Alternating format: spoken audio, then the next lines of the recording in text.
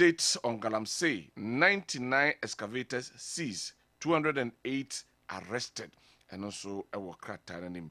Nature say which rema say and a tiaguta and they almost say almost for GSA measurement omodia bar enforcement eba no mo efuaso sanso and a professor me yakonfi and a CEO Emma GIIF woman so and they the attorney general at the charge abo almost say skytrain ho edwumadie yes omukodino omo afakoti kwan bi so amagana ahwerisika nti omomra me yom ho ano e court and so e hana fei Kopek and so any omobo SMLs any revenue assurance model mo e ka ho ensem no so e wo krata no enim yeva ko wakrata ye the chronicle enter so me hu say honorable Eugene Boachie former member of parliament can emra say geni e man for subia baton pesua so ha was unity and right leadership will win 2028 for MPP.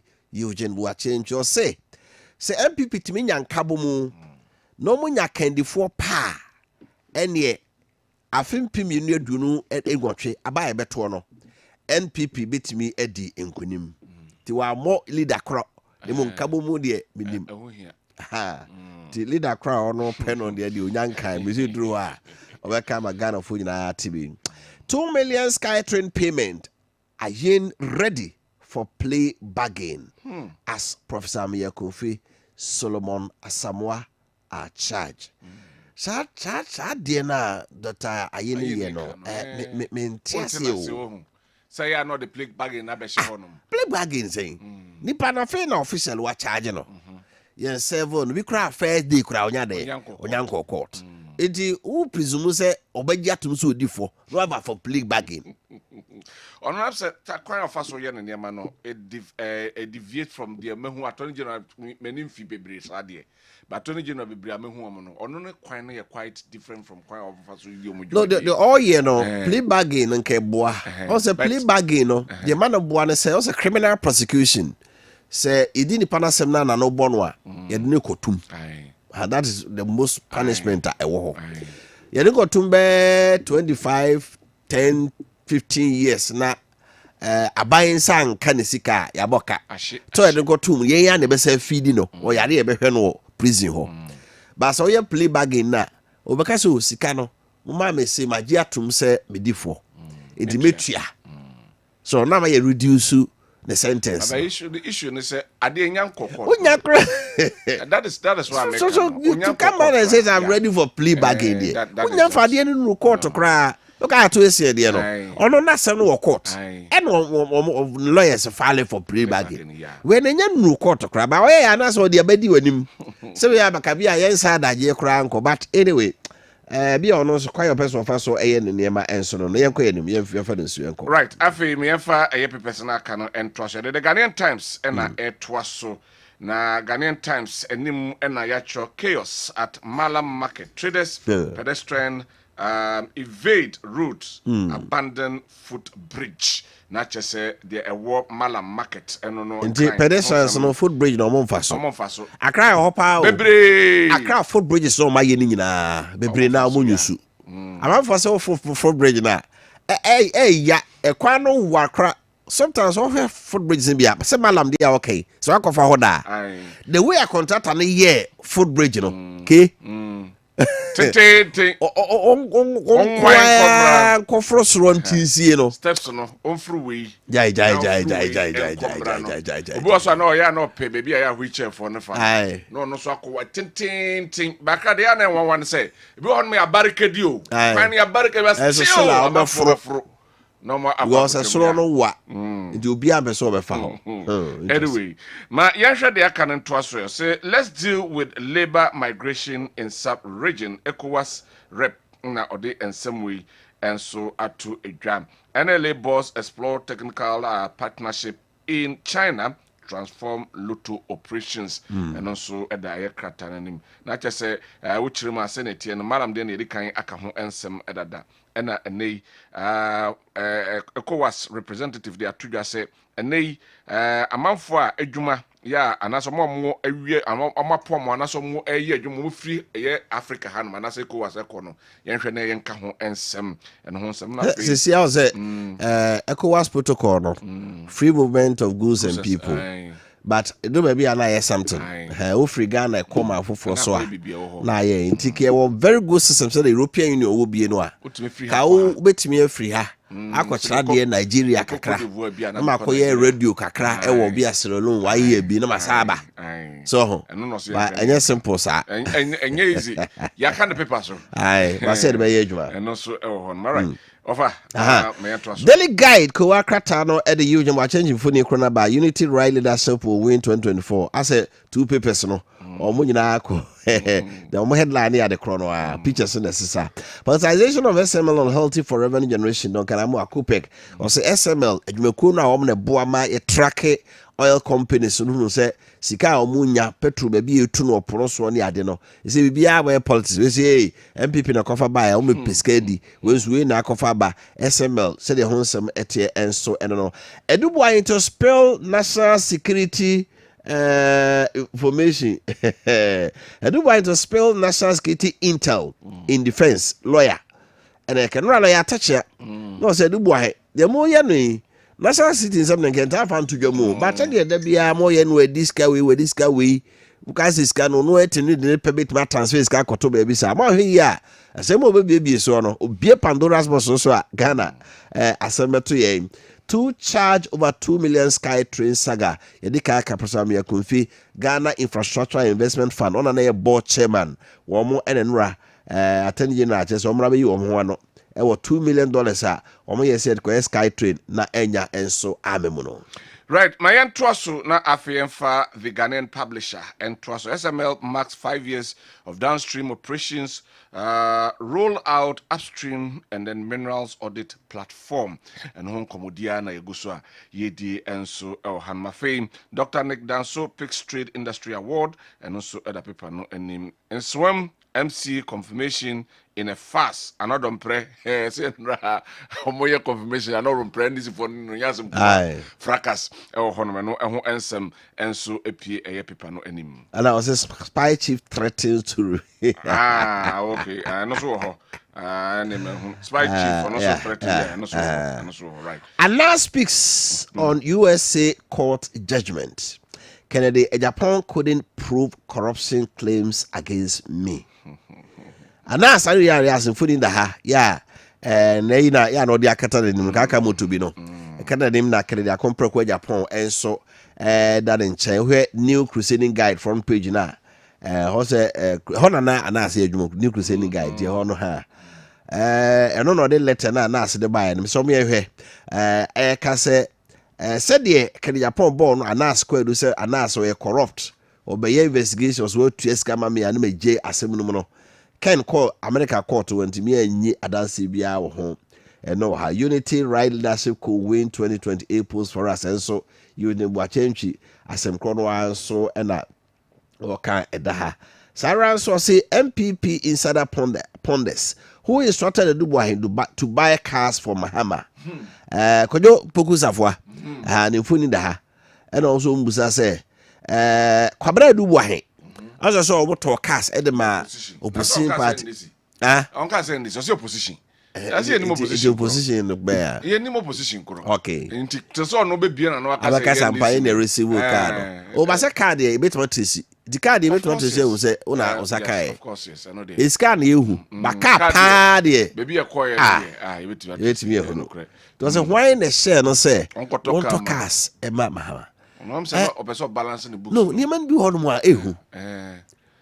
The am can say politicians ehu mu ye. Oh, Nasa Bakar, what was about to happen so many times. I'm more. Nizam Petro Land Cruiser. You represent a wine and shares on Contoscar. Jogate edges calm and unity amidst MPP internal wrangling.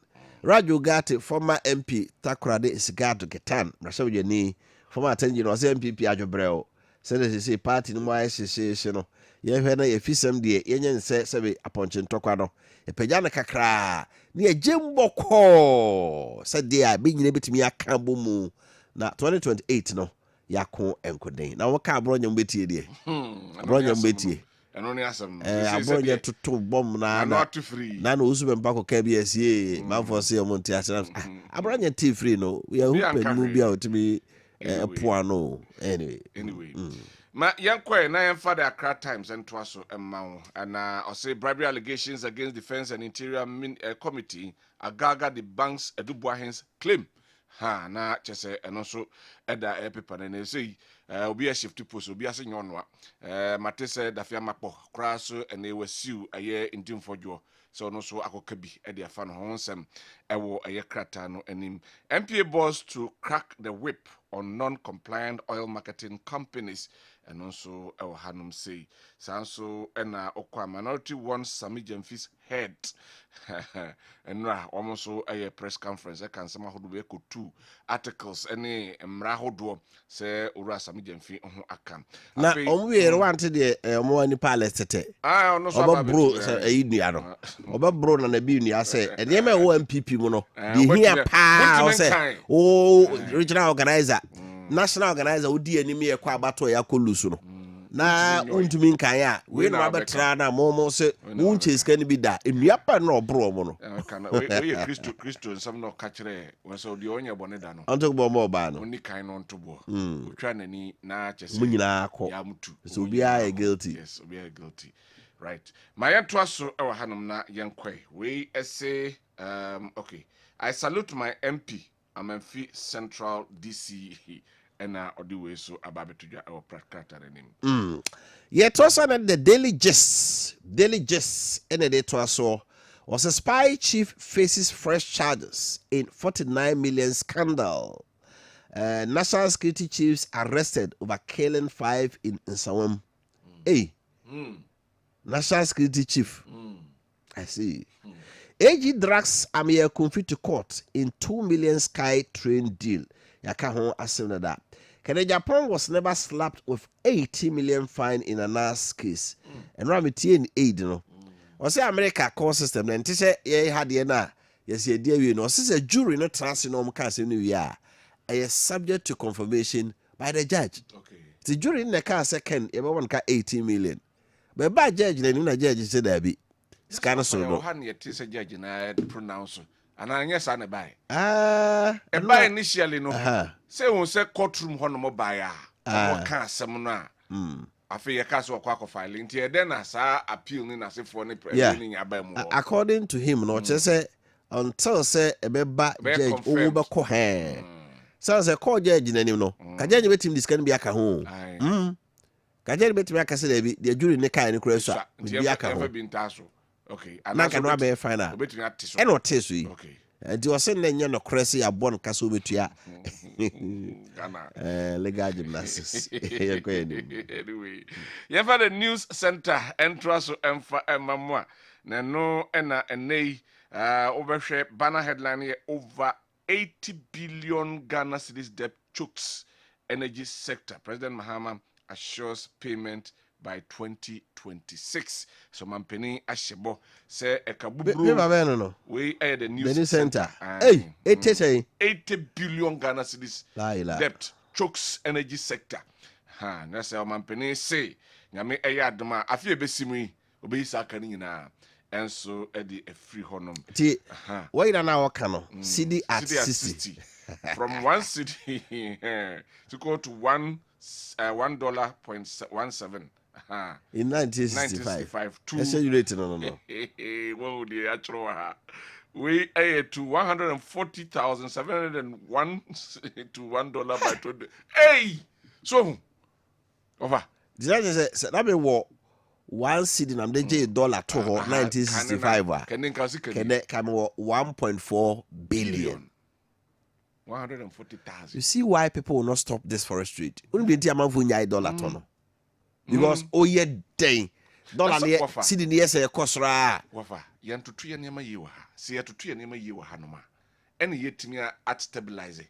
And nay, ye bear budget, ye bring a deficit. And nay, a baba boba boka. There be a cadi in him. Can't see the dollars in it here. And especially Kojina Malonia. what the dollar never go to ya. Of course, and you better yakuyanim. And to say ya, say ya paying for nantanasi. Nay, I am sure ya dear, jai wastage, and then your mana ye or my manma. Say ya. You better devalue, you better revaluate, you better devalue, you better dang. Still, the country will suffer because the rights, friends saying, when the offense see honum, na magana see the native name baby jina. See a caution ye pessimin kumyan kwana, the here and then kwan here. Amani be one. To offer the honor. Right. Afei, Woko Nima, my nanny raises a red flags over presidential power vacuum. And the CNM and so our Hanum say Dr. J wins lifetime Africa Achievement Millennium Excellent Award. Right. And also other paper. My men called the new trust kuwa kratano and so ewaha. I'll say as I think it highlights progress in Boko peace talks. Utumfo tikoko so chere asumdwe ho senkaya mapanidi ashanensa so hwema Boko kusasi ena afei mampusifo ntem asem no yenka no o se sisi nyame adon kakra asumdwe senkaya no nyet court de o no na process a wo yen kakra wo se omo my adult entrenched positions no na afei de omo ogu omo stance no mu kakra ti King Solomon ti kokoso guso a oye ho adwuma na wahwese ebetumi ayedan abemu na ama de yepe se bokonto kwanto betwa no ha.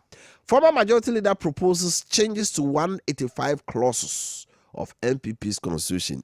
Hey, I 185 clauses. And the MPP constitution mo. Yes, I know. Indeed, omu we ni power ka omensa no. We nkamu hunu. Omu we nkamu se bibia yo. Eso de ma hwegu ana hu shampa. Yes, and team. Okay. Right. The guys on be here Congress bi okumase. Amendment bi omko so omko yen home dru ha na. Botugu ye. Antimi anya adwuma kra. Dollar gift saga MPP Rose Samijemfi okay no so e wo front page ha. Sarah Enso ena NDC communicator urges her for no assembly members to endorse president's nominee. It say MCs and DCs no endorsement go so a ekoso and also nyakuakate ya ewom. The new publisher as Ghana State security may go public. Lawyer warns over rearrest of Edubuahen. As a lawyer Atachia Nemfuni at the Hanum say police arrest traveler with guns, bullets, and ganja. And right now, China Shakwano, Nagro, and Sunday cry. Why, or the two, and after Triaboba, and Antampe, and no, and a Shanhuayan. Transparency questioned in and some MC's confirmation, and also a home and so and another Breno Opedengwa. That's why MP. He has to be there. Oh, yes, okay. Oh, but the influencer had been on. On Sunday, let's say, oh, heavyweight. Okay. Heavyweight. You call your heavyweight. I'm for the Jano. I know our aircraft no anymore. On your heavyweight, influencing to me, yes, of course, yes. Right. Over. The informer, Kowakratani, they told us, say, debt must not erode Africa's dignity. Also, my penny called Lumino. I was here, and Mumma can we and Masio. So, Ghana's way of going, fighting about against debt. Mama tells conference. Fighting against the debt. The debt is my quote. Also, say, buy within some 5 months with me. Sir, deal 4 months with your obey or the question on Sakanya. Massa, I'm telling the question. Yeah, shock observers, you do, sir. Don't blow city gates, but sustain it. Guta boss edges government. What we are focusing Ghana Union Traders Association abai say the city no he say nya ho de a elbo dollar no o ma na nye mampamirika o say mampam tumnika unim say wo mampa o tumnika da o speed ba wa speed ba o de ko ha ne fa say be a wotuma afo bo ko no da ho jo say osre ma nya mampamirika bi a sisia de be na be jai sisi ni timi gina o de the be a dano cray, Jina Crana and Kubiumwa, a beautiful betimia planet. Ya de betimia bapa. Now the informatro, Or say aye hu. Spy chief threatens to divulge national security confidentialities. Aye hu. Wow. Public police partnership pays off. Asman with dangerous contraband nab. They see or Asakaraberia no and can say a positive for Obi Koyi or Masutre no to make cover informant na. They'll get information and arrest these people. But as a positive for Koyena, Okokana positive for no tranye nom toa. Basa I said baba inti yabon abasoso. Yago. Right, Mefa, the Daily Searchlight, and Twaso and Mamwa. Mohammed's a code of conduct faces first litmus tests as MPP calls on president to demonstrate commitment. And no Ewokratano and Nim. Sansona Ames Swales Meda. Please send case docket to Attorney General and also Eda Kratano and Nimafi Ukosru Honuma. We are committed to receiving or resolving ECG's indebtedness. Muhammad Sama Ode Atu Edra Enono. MPP calls for Sami Jemfi's interdictions over dollar scandal and so our Hanum. Afi LADA Institute builds capacity for journalists to enhance advocacy on road safety. Not just a cop carton anymore. And some go and so and My father, the Daily Post in we was a former Director General of NSB, Kwabra Dubu, arrested. Yakahwasem. Bahama says Ghana debt restructuring law lessons at AU conference. And also Yakahon Asem Lomi. AG filed charges against Professor Amir Kunfi. Asamoah over Accra Sky Train project. NPA to sanction non-compliant oil marketing companies to ensure sanity in downstream petroleum industry. Tamaklo, HG, Eneka. Companies some to oil no. Asemo. On say if we want calibration crying. Say why a sadi we be da. Opa dako. Fagalon. Bay and nine. Nekoto fuel. 1 gallon will bear 4 stations. Those will be a level. Indeed, when I say Ghana Standard Authority for Jumo, but I don't know how they are still able to outwit them. So MCB are now more tip of such a late time say about. That's what Obi to me my information. No so the general. You be to be more be na. And I make can so catch them say. Yeah beba. No the agenda mo yi. Yeah beba na bibia e kama. Na penu boy bi odi pani na chi na bi e be yes ade. Yeah, wa ko say so. And then crofo. Ghana e na ekumi e ho. So mudi nkoma na mbeba mo ho. Akoye se galamsey kon no. Obi kurobu a oduro so a. Bonso be te kwa ho. Yeah, woye credit transfer and I say auto network. Yes, every man woye. Network. On the DNA say who say soldier for the for the car ne pia na watonkra say microphone oba. Umpe baby fa. Right. Right. Yevensia na yenkwe no yenko tie man penny excellency John Dramani Mama. Osi Ghana say oil sector petrol na yetu no adwuma no esan say niam bi ehia wo sanka ban hwe bi discussion no ya fanship government did not prioritize investment into the oil sector. Ntiama oil sector no was say niam bi nkoye ewo ho aka ho bi ama Ghana for so pa esen kinya no if oil sector petrol na yetu no mo no yanya no sa or say the environment is toxic in the oil sector and it attributes this to the previous government lack of prioritization and this investment. A lot of this investment. I think that the environment got a bit toxic.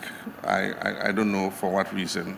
Government did not seem to prioritize the sector. And so there was a lot of disinvestment. They had little squabbles with all the oil investors. For instance, with Tallow, there was a squabble over taxes. And I think that, it was something that they could have resolved. Tallow went into arbitration and won the arbitration before we came into office. And so on the rest of the issues left to that were in dispute, we are sitting with Tallow and we're resolving them. And I think that that's the way it should go. Oil and gas, oil is in transition.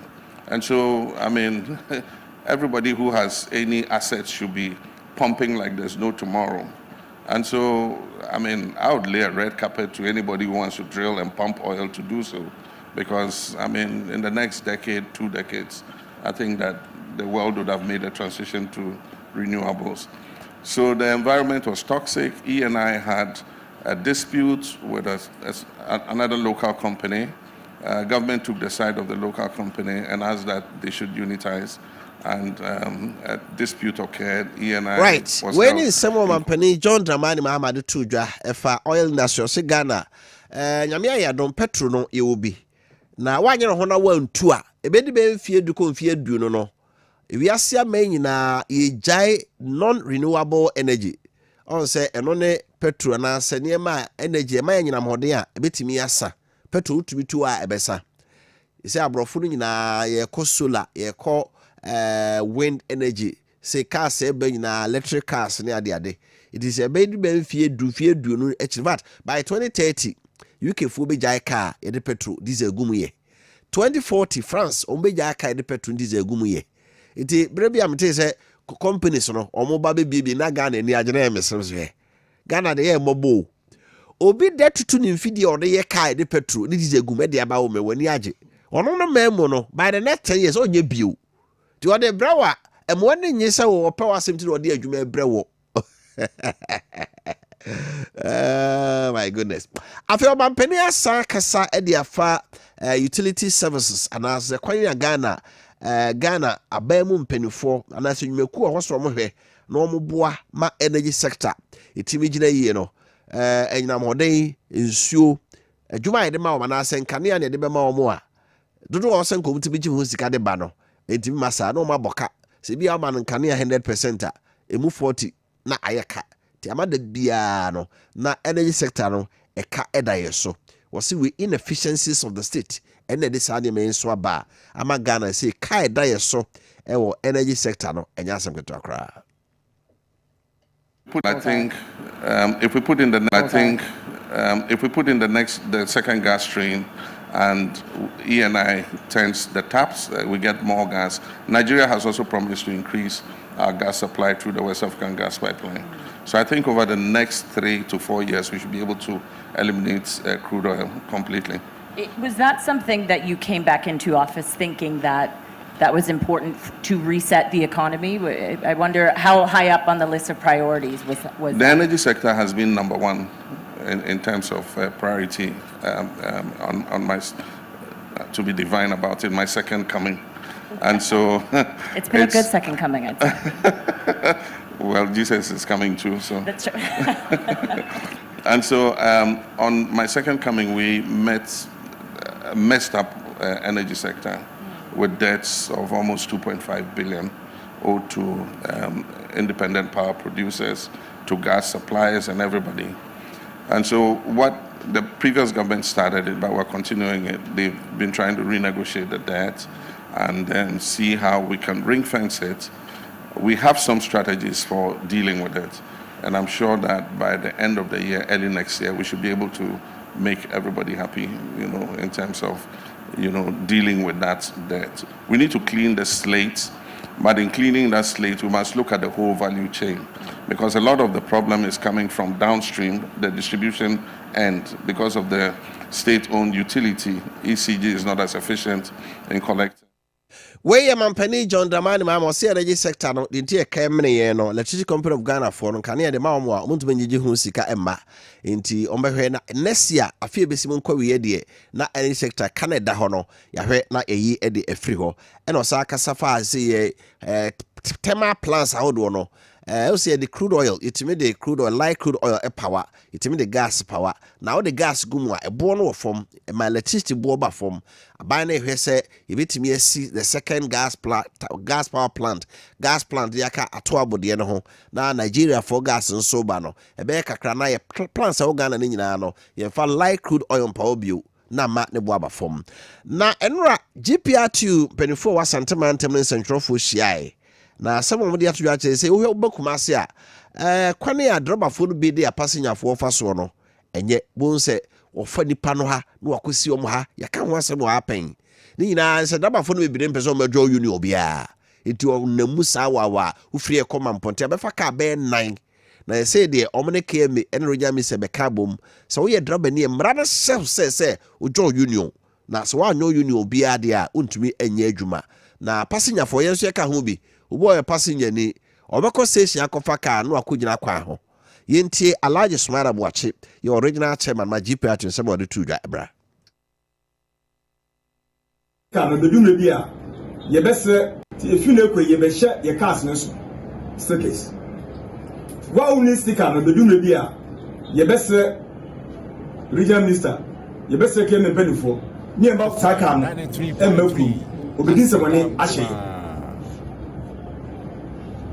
wa uni sticker me maku ni kasa compulsory the drug GP at you union percent ubedwon a e qualify union no you need problem obia mo wode say passenger ni point asem wapon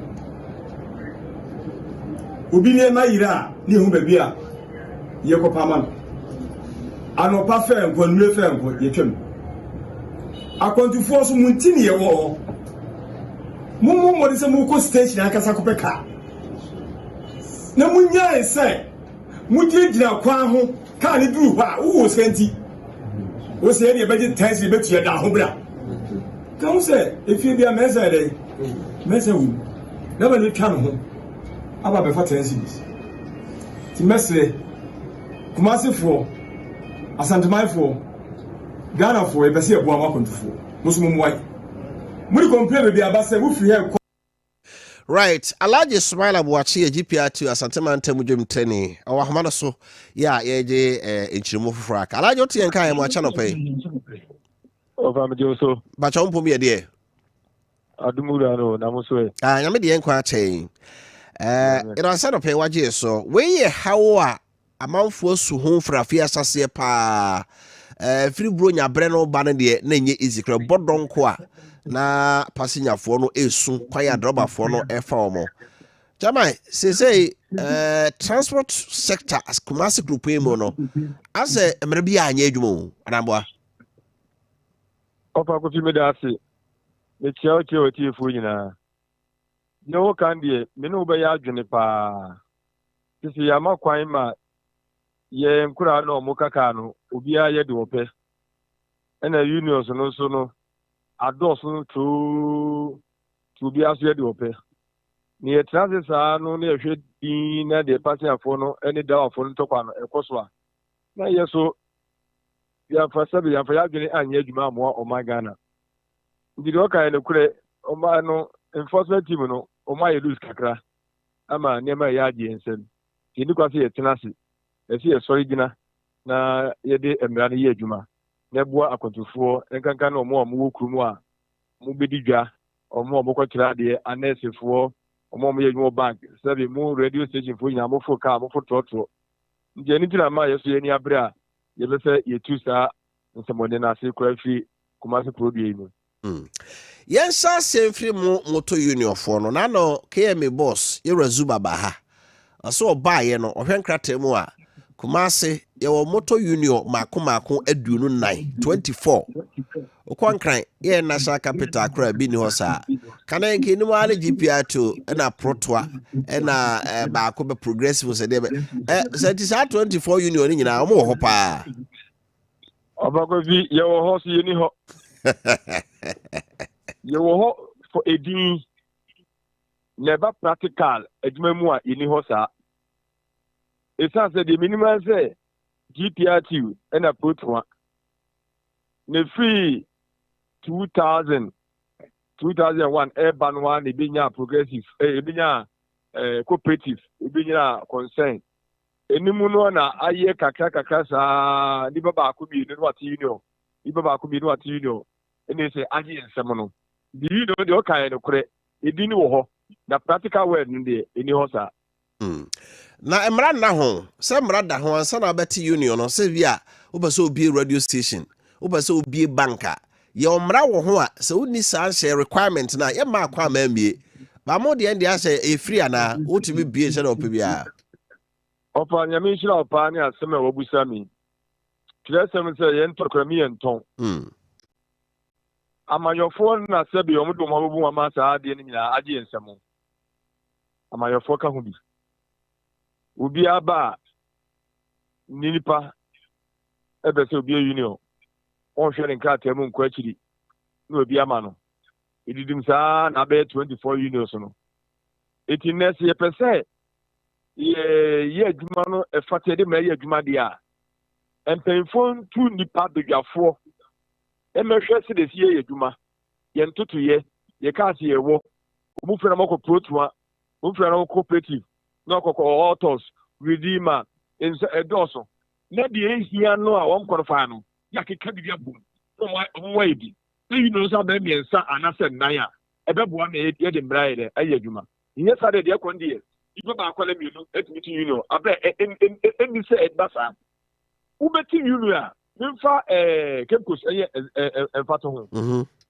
ɛsɛ wonya cars kaa na lodo a ɛkɔ no akɔsɛ asi bi afɔmena ne ɔde bi ase na wonya kaa foforɔ ama na akɔ akɔyi nipa no akɔ na wonni cars yɛ ebi wɔ akyire na kaa no kɔsɛe a gye sɛ drabani no ankasa nsa akɔpɛ fitani bɛyɛ kaa no ansa na wakɔ na pasiafoɔ so agu kwa mu wɔn nyinaa sɛ mpanimfoɔ deɛ dɛ ɛhwɛ yɛtɔ so ɛsi ɛhwɛ sɛ union no ɔwɔ constitution anaa wɔni constitution office anaasɛ wɔni office yɛto aba yi anaasɛ yɛnto aba yi no wɔn nyinaa ka wo bi ɛsɛ yɛ keka bi bom ansa na yɛbia ma sɛ woyɛ qualified union ansa na yɛma krataa nyɛ saa deɛ a nipa mmienu mmiɛnsa bɛte union a wɔsi mini card mini executive yɛnto aba yi ni enu afe anaasɛ mfie nan ɛna auditor ɛna wɔde te me wɔn nyinaa ɛsɛ yɛhwɛ after so unya obi a ne bedi nsawosoɔ bi a Cape Coast bi a president Tetimai anase Kintampo a nkrofo lodu kwa omso lodu amere amana ba so free ekota kwa de a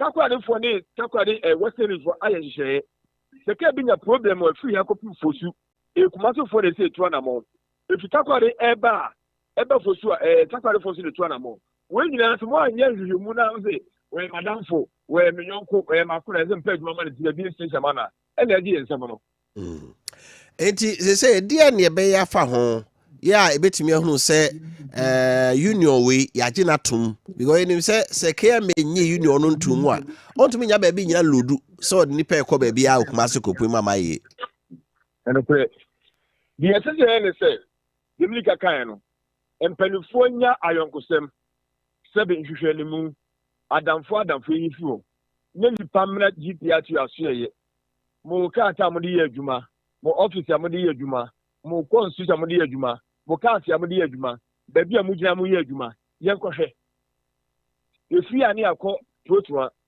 ni akɔ cooperative yakɔ autos yakɔ redeemer family hwan ni akɔ ni nyina hɔ yɛ wonni office a wɔn qualify ni council wonni executive no ben va ki come abum and it is egu say we nya we ye dia they say ye break you ye ma on ye twa enu no na de to so ye chef guy bi anso ta di pia so we GPA team ka opia support waka we ba cooperative ka it wo din se oni bia e be hu di e be ye ko bia ro so me say ufri tantase anase bufood e ba kuruma anopa fe sonko edu anumira fe ne ye sonko bufre bu akwa ebe kumasi a kageti a fe ne yesonko enumira ni atenyi fe no edi entira edu enumira ni ye gas station aja wa fo bia beto tek we from to aso omugwa na omu voice eti ama enura me ni mpendo for atena say union bie no ho a esese wo pon this a party for nasa ya to aba me nipa 5 a free chairman vice secretary, trustee, station master. Me best station, I told you station. Ebi a buakwa station. Ebi a buakwa station.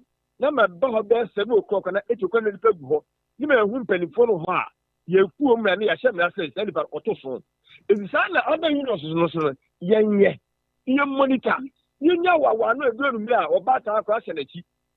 Ukuta niema. Ifi ekọ friends mampontre. Yiso fa ka kosi krofum. Wasafa bia kusi 4 months wasafa bia kusi pankono wasafa bia kusi meduma asafa bia komamponte kofi ade bia afetwe kwa no ye betini aye bia no aye tini ye maybe na the whole West Africa kura country na traffic how mo pa Nigeria omo da driver for no union for no class na driver for ye be create sa traffic no yes and a guy. It's no book in Nigeria. Never got a photo home. Got a something here. Up by one in a green color. Uko a taco idea a yellow color. Uko be a white color. Or what is your chama and she said up them. And a private class with those also. Private JR no Monday won't be. Yes, for the piece. Oh, Nigeria. Or what is Shama Abwa? It's yet Tanasia. Me and you you be a fan of them now. You bet now bomb a control for what me. I'm a camera never for Bia. Or Madame National or my guy. Yes, free. Niti ekobasa say they okay. Can I be no say wow for but it drew you no more union for nyina Crawford or mujim.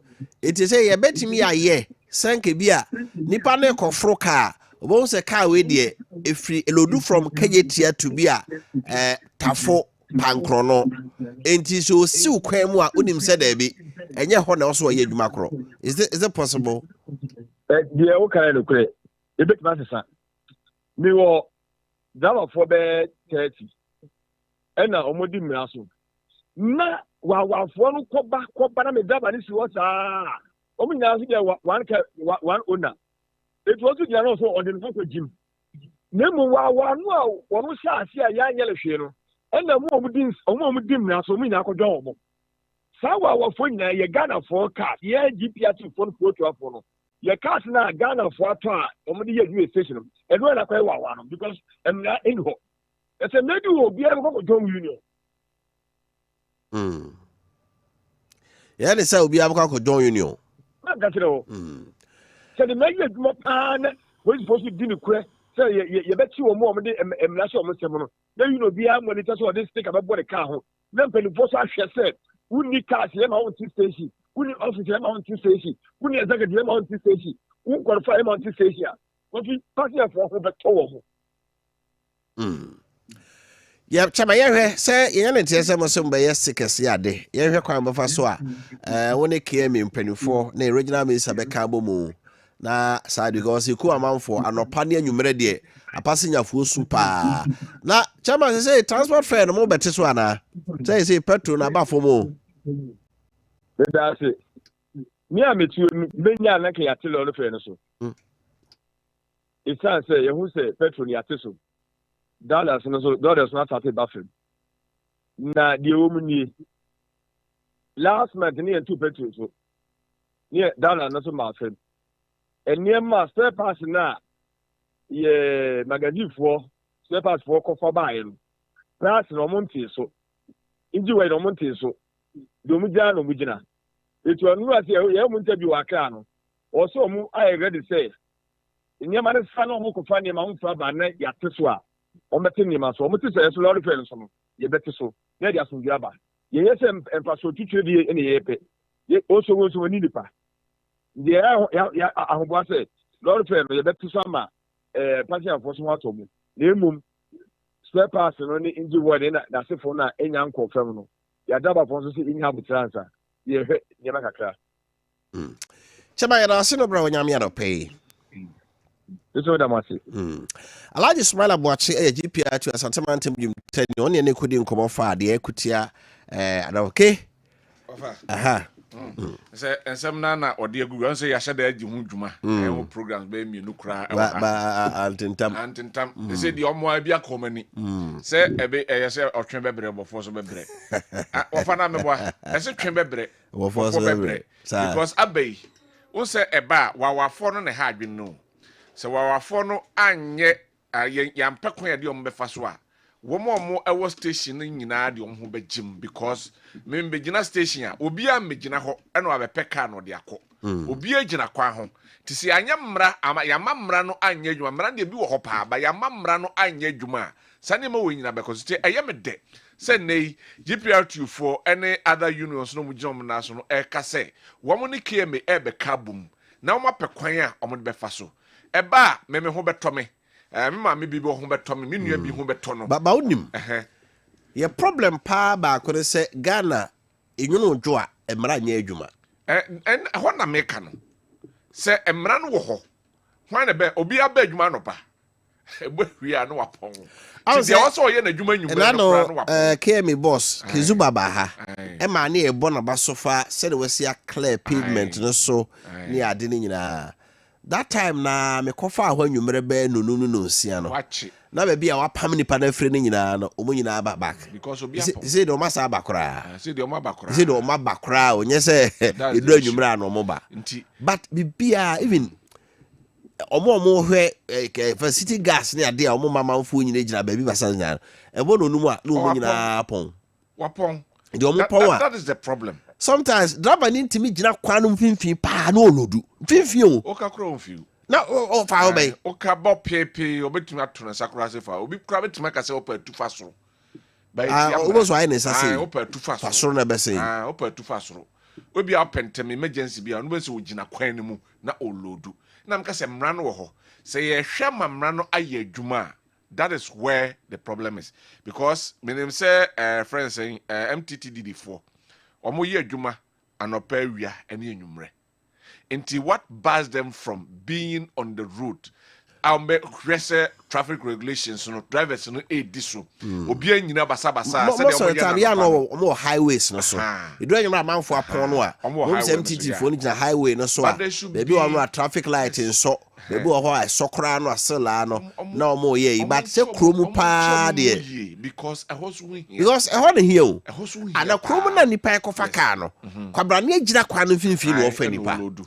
Ti bede na onfiu kra. Eti sese bede na mrana. Ka na kra ye ma kwa obefa sokro ni pa no be pie no. Eno so ya na da. Enti I think say ene ya omo amahu ni die. Ye bompa say nkoye 9 day wonder. Enkoye say ebia ye hu kitipito Ghana sem. Wetre be se na sam ne ajagu honom. Yenye yen sanitize ye transport no. Sa project ye disi ye ne so se ye community be hwe ama bibia timi akoyi.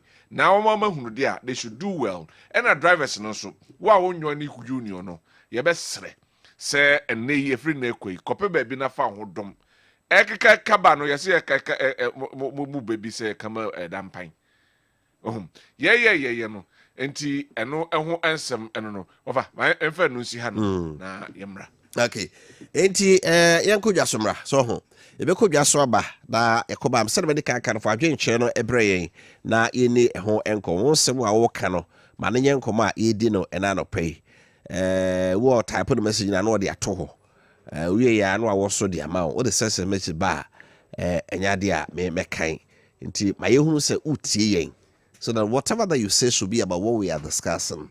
Michael from UK, good morning, Wofa. Please, Honorable Attachment Kwabena Dubois should give us a break.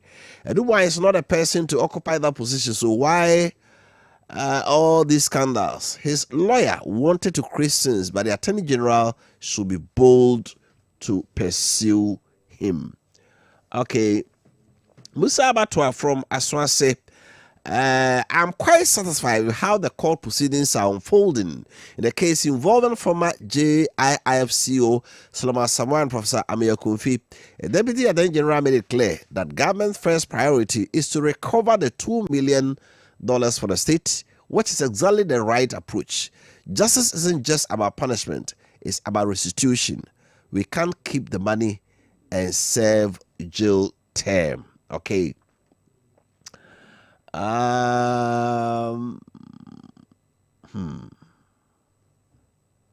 Masaudu from Bantama. This is the second time President Mahama has violated the Constitution's assumption of power. The flagrant disregard of the Constitution by President Mahama shows his desire for military rule over democracy. If care is not taken, John Mahama's action and inactions might compel the military to intervene to rectify all these anomalies. May God save us from this tyranny of John Mahama. Military rule, what will be that? Cool, bye, who will be? Oh my goodness. Sir Kabis, new Ediasi Zongo. Afenyo Maakye and his MPP guys spent 50,000 cedis on press conference to talk about less than 10,000 given to someone as a gift. Oh my goodness. Okay. Ora yanko jasomra. Right. Yanko jasomra. Yanko jasomra. Yanko jasomra. Okay. Ma yensha se essay na yenka ncho se MTN se yemfa nto wanim se ne wiase ekonanim wiase san ho de bia kwa na ekɔ nanim sɛ woni wiase na nkɔ nanim a wobɛka achi woka achi so de anema ɛbɛfa wase enti ene ɔmo akɔfa ɛyɛ MTN their friend is seamless and I say eSIM ɛde aba ɛyɛ eco friendly ya bitimi aboa monya bɛyɛ numbers bɛyɛ miensa ɛde ato phone so na ni nyina ne sɛ fa phone no na dial *06# na check it so phone no eligible sɛ ebetimi akɔgye ɛyɛ eSIM ne bia na de mirika kɔ ma MTN app no so na afei wa follow na afei wo so watimi enya eSIM ne bi na odi adidwuma so pemu nkyeremu a frɛ 100 anase ne nkita ho ɛwɔ digital platform na channel no so na yɛnkyerɛ mu ye MTN chrono go so ka say omo the new game changer was a service bundle bi about what they say yellow base busy a multi-service bundle ya obi here bi titi wo a wo bi adwuma SME na package no near me wo mu nie omo ma 4G plus router ya 10 gigabyte data free eka ho omema on Microsoft Office 365 genuine Microsoft application ya ade bi the Microsoft application ye say Word, PowerPoint, Excel the bia no obetimi ede aye WebWiz a customized business website ya business no also website ubi call website ho a be adwuma no service I will provide time amu ye adwuma fra no pakopem mopon say wo telephone number bia so nya ni nyina we nyina ka ho bi Unicom service unified business communication solution virtual call center IVR conferencing list just a bua opeso mu yinhyiamu na obi ansoro mfiri ne fie ma obi at an office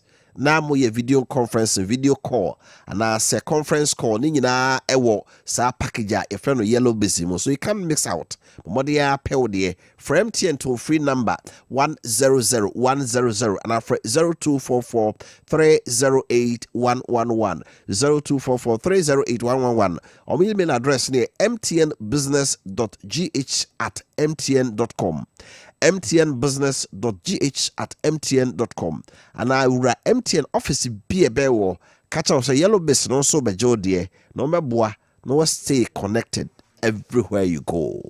Kessben Travel and Tour ese ene baby abetukwa kubia obefa rim shen ede akonkoa de eho dadwe ne kodanda no fa bedan na yemwa na hye ne pepepepe se ho nkyerewo se onwenwen wo ha hai se efa ticket ho ensensem se reservations ahodo na peso ye travel consultancy anase hotel na peso o reserve flight schedules no sen na eho ensem etie de ehe na ekọ direct plane ben kra na ekọ de ne betimi do kodura oha bia enimu ni nyina no fa ho edadwene ebeda Kessben Travel and Tour na de wom ene se wutumi on hihye nyina wie when so calculate ensi so sika no baby enkoyie aka de betwa ticket ede akono ene emetena se ebetwa ticket no ede amount ne no waye nhyehye na odi so pepepe Bongo Kessben Travel and Tour ewo first floor Aseda House Edum Kumasi Freyen ewo 0209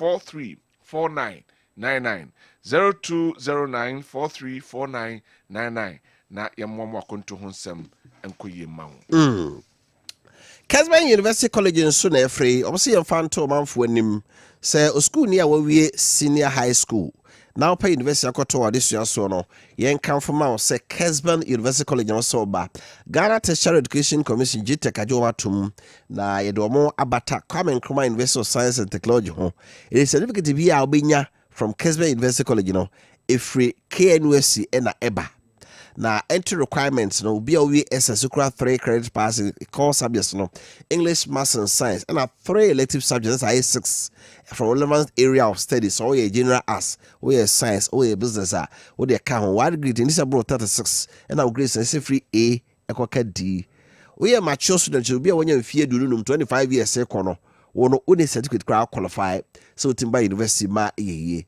per admission form be to multi-credit civil salons on Krabata be a bear war Ghana Bia afe Kessben University College Kumasi Dum or City Campus Aseda House afe Kessben Media Kumasi Dum Aseda House Kessben Twin Towers Kwame Nkrumah Circle and crying e bi ho course no Bachelor of Business Administration, Accounting, Marketing, Human Resource Management, and AFE, Banking and Finance, option B, Penwa Chusu, BS Information and Communication Technology, Computer Science and Entrepreneurship, BA Media and Communication Studies, in options be brave, Eka home.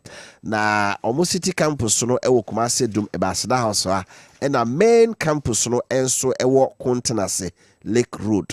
And no, Makasa 0501 6373 0501 6373 0264 170475 so. We have had two names say ash foam, essay and nay. Would them bet me nika one caso bet me at now them no aka say you we a made them content cry now pentem a refining and say unya ash foam products ne be now de go home them honum a crabbe a honum a very very comfortable ho correct me be bia amanfo be sheda be bo mani akoma ni nyina ne say kofa a selection of a sofas on the abando kwa no wa hwemu yi bi couches ahodo your dresses your dining sets your table center tables and afi your mattress ahodo bebre sizes ahodo and densities ahodo ni nyina obi ho and empanso your mo ahodo bebre e honum ade a friend says soft finishing there they betimi aboa ma dem ho anase ofi honum aye anika eye ash foam there and also do any eche sasi ye ka ho asemi wo mo say ukom shop bia ye were discount of about 30% e honum enti ko e showrooms ahodo ya ewo Kumase na afei ene medin komo ne ma obi na afei ne ma beto no ye ma discount e ho wate Kumase mall ye ho Santase Tafo ahojo SG mall main office no ewo eye kase ho na na sa friend Melody showroom anase ko ash foam depo bi e ben wo na afei ko na koji product ni bi na fa gugu fi freyen ewo 0542697487 0542697487 ana 0556579214 0556579214 na yenyo so omse ye mom kokko still intenta video no so no amanfo to mo bu amanfo fa so tinwa ya hweyi right. Ghana Baptist Convention Kumasi Southwest Association Zone 5 on free or say real sex saves marriage. We a marriage and family life conference.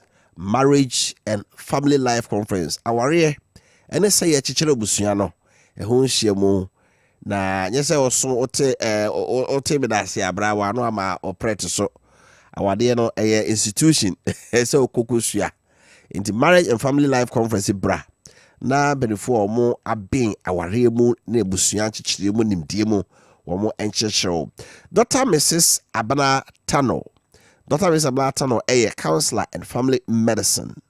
Afe Counselor Albert A. Cramper, family life coach, senior pastor, or also Ewasebi, Reverend Ejinin Boatin, Zone 5 chairman, senior pastor, Mount Olivet Baptist. But inform me and son oho. Ya wadium dada, bra, na yam policy awadi ma. Once on I feel now sisi wakwa wadi number 1 year ko. Na topic is someone bebo hu bini. Why sex is important in marriage. Marriage transition, family dynamics, the essence of family health. We nyina ye ma wo mo benya bre na o ma chichim o ware foforo no o no ba ne nko na o ho se de abrabo no tie kola be ka ho a o se de tie bedu ba bi na nkola ni nyina akọ omko school won ko ye adwuma na da so ato sa warefo kwa be na mo fa so ambebo mo bra ena busua no so mo mpom de ho nsem we nyina o mechanyame ya domo a omo sase ochene ya wo ene ni fiada so Thursday and Friday 15th and 16th of May. And you no see bia no matrase. You dey ikoso Asokwa Baptist Church. Asokwa Baptist aso them ho ena marriage and family life conference ebaso. Asokwa Baptist aso them ochene nwumere no nsia. Ifiada nwumere no nsia ko na eno mo engohia. So people must say bia for 020 9439 020 9439 439 na fi 054 596 6014 054 596 6014 so na ene omo eni nkita ho ke yewie yewie na na meka sam ketua bi ne sabajafo na ba na ya toa so and the Bank of Ghana say omo ebehwe sidi no na omo a celebrate over 50 years 60 years of the Ghana city ya boy homodin celebration de ho hia se de kan no se Ghana be sovereign na fe ono anya sika wodie ne nkro ne ba ohwe Africa han is one of the currencies in France wenyini pa ewo ye currency no enso anasa currencies ahodo emu sama ye kasei ye hwe no na ye hwe kwan a ebefa so a ebema sidi no etime gina ne naso ye kan say no dodo na akwa kugina eyetimamfo ene aban titiriwa eye omote so no de edikan no ama ahodo abo homodin abo sembehwe ama Ghana yetimi ade ho prekope in terms of esikasemu ba medikan de atodwa ma bobo bi so se niam bi ni wo ho no ma ye nyaye a da ye be ko akan esidi no ho asem so da na be bi a wo se ye hye ne epagya no yentimi empagya de edikan ene se nei se sidi no ye be se etimi gina na gina brane a ye nhwe se ye betimi aproduce niema wo ha na ya sport bi akọ keodi oko school ye economics kakra za economics no sua no yankasa se we ye kan ade di fie se ni wa che ese mi school kura Wofa che school the way ABC of economics. But do we do that? We don't do it. So that is it. Not the full China, yeah, Kenya, exports. But what do we see? And to say, Yanya mana, ye reckless borrowing, ye yes inflation, and then crony by inflation, but still. Food inflation e kosoro niema ni nyina ka ho bi inflation is ya ba fom no kokko hwe Togo ne Liberia ne Ivory Coast mo de inflation trabe 6-7% kra sama ba yen nam ya de 21 ya ni age si ya hwe ne antete sane ma no Wofa ye be ka sidi no ho asem ye be anniversary ye be ye den se kosi den ye pa yen se di no nya na den se sane ma na sa bra na wo se ye bone ye boa Emma or mine to dinner who crano. Or may acquire budget, I just in your deficit were chilly. And the deficit will be by the end of the year, as soon. US crown no more budget deficit. Yes, as soon. By the end of the year, soon. As soon as you never bono. The issue is that Bissiania Cobocra, the yard, the corner was a dean. That's another thing. You never be drew the never do you never for the end. Discipline. Oh, we seek a seminary choir fast or 2 years. Yebeko aye de be bia Ghana will remain where it is. Men kai on my bakwa nyankopon hia na kase te se Ghana. Oh nyankopon hia pa. Me maka matrafidi so aka na meka da. Satemu ho pa ampa. Nyankopon nsem busa Ghana fo. Oh asempa. Ghana nko na Africa as a whole. Me come my Ghana asem. Me my Ghana asem na meka. No mutu kwa brochira.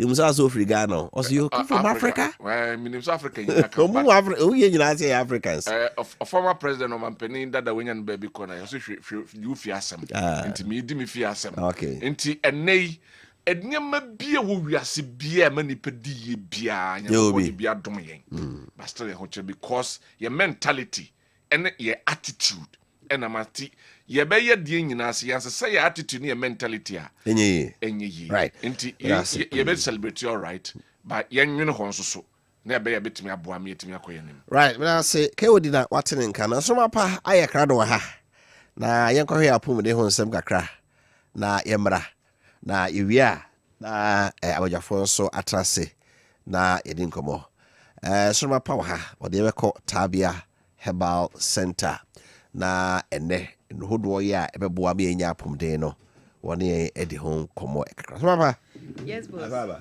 yeah eja na hoye oh yesu adome ho ye pa na mo so ye ya nyame dia che da yesu ase ene na ade efa na me hwe na ye nkase ni mu amu agogogo ni nyina no me hwe na me nam Tabia Herbal product no so na me kika sisi ani fama ye tiefo na eti anopai de ye de nchia sonko every Tabia Herbal Company Limited ye de ma watiefo nyina ye gidi se nyankopon adom obia eho ye sa na ya na ye bompa ye se ye hwehwe no se be ya de bi e be bananka calls na be nyina e kire se oh ene de nsroma pata bia for ada romantino ye ho ye pa ye go no se de bia pomudin no ebe kɔ nanim na ebe ye kesena ebe si so mapade amaye eno nti na ye wo ho se ye adru na ye de amamo nti ye srema no pay de wo ho jojo kakra bia yaresafo ne awurade so onam ye nuru so ne besa yare nti hye wo ho kran na peta bia heba product ni bi na enonom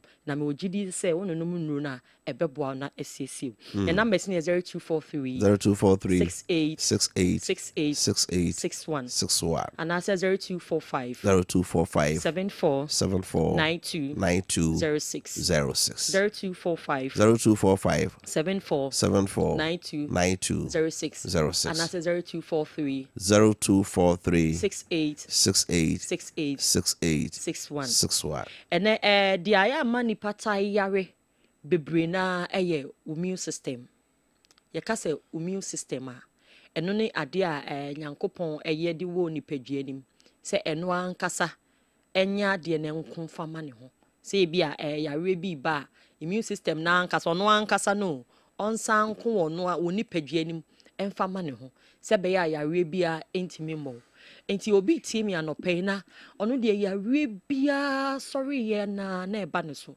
yare bia wa ko a acha wanya na fa hodie ye be 1 year na ene bia 1 year ne kra no sa 6 months ni mu ko ne 1 year ne na se ko a wa ko yare ahodo bi ti se malaria no kra de jai na ye nya ho asem nka me wo ha no pay say tabia zanike edru na ya de turmeric any ginger and any wo afra say boost immune system no na ekuta so many antioxidants boasisi ni pedua no pebinom masem yetiawa say edru ne de wo pharmacy herbal shop pebinonom na immune system no flourish enya hode foforo enye yie oni peduanim sebeya white blood cells red blood cells ni tissues ahodo woni peduanim a ekeka boma ni pedua ne ye ni pedua no yare bibi ntina ni nyina so atete ni nyina bi de kra de bi dim kra no na wodi nsuo si de so a enko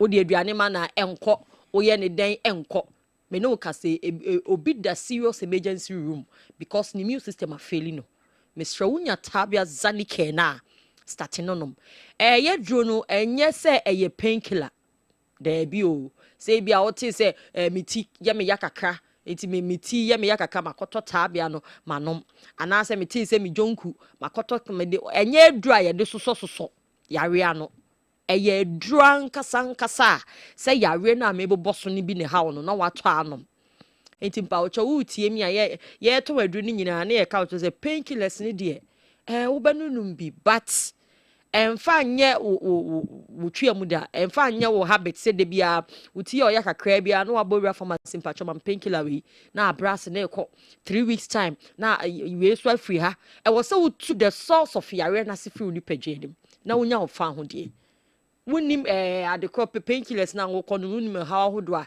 e de bra wo ni pagea no enti mesra wotie mi a ehu hia pa se de bia no benya ahode foforo woni paduanim na ebetimi ako atia yare ahodo bebre ebasa de bia meka se yare ne de untimi nhye ne chenchene se oba won kraw ohu obohu anse no aba betu pufuro mu ba obefiu system ni mu akone de ye wo wase de se wo yale malaria gidigidi ye ka ho asem ye bia oba wan kraw ba se be kone de ye wo wase de se me koto bia heba me hye ne binom se wo decide se wo nkoto aduro no mu a e wo wase de se malaria ne ebetena wo so saa akonya ne de nyankopon de amaye timesro anopa me kan fota bia zanike ne de amawo se ebesiesi immune system no aye ni yi amawo se be ya yare bia ntimi ma metena wo ni padua nim ebi also ye honam ni padua ne te se ye kotodwenum ye nsa no yaposo be bia nkasa ni hyiehia ne nyina no wotete ya wo ho a wo ho be dro ne ya bia zanike entempara no akotobi na wanonom na wo tissue na wo kotodwun me wo se kabom no de ahihi wo mu ni nyina ekika ne si ani na mo ahoden so kokora obi wo ha ontimi awo ontimi nso onwunu kitikiti sei one dia ye nso hye ne dia ye nso hye wo be dan tu kwan yi bi unya tabia zanike no na esiesie saa rheumatism na ewo mu na de ye fense ahotutuo ebi wo kwa no ne de no ahotutuo ni nso ne ketwa bi na wo ne system nim but nso nyunu kan ho a wontimi unya tabia zanike ni bi na se wo nonom a esiesie saa de yi ni nyina e de free ho ne ye wo kwa adwuma ba ote bre de moja ntimi ndi ni ntini mu afrusa ne yie de bia na police fo acheme ntezi aka se soldiers fo acheme da police fo acheme me nsa yetiti me omo police fo kada ki adam fofo on say yan nan fofo ne omo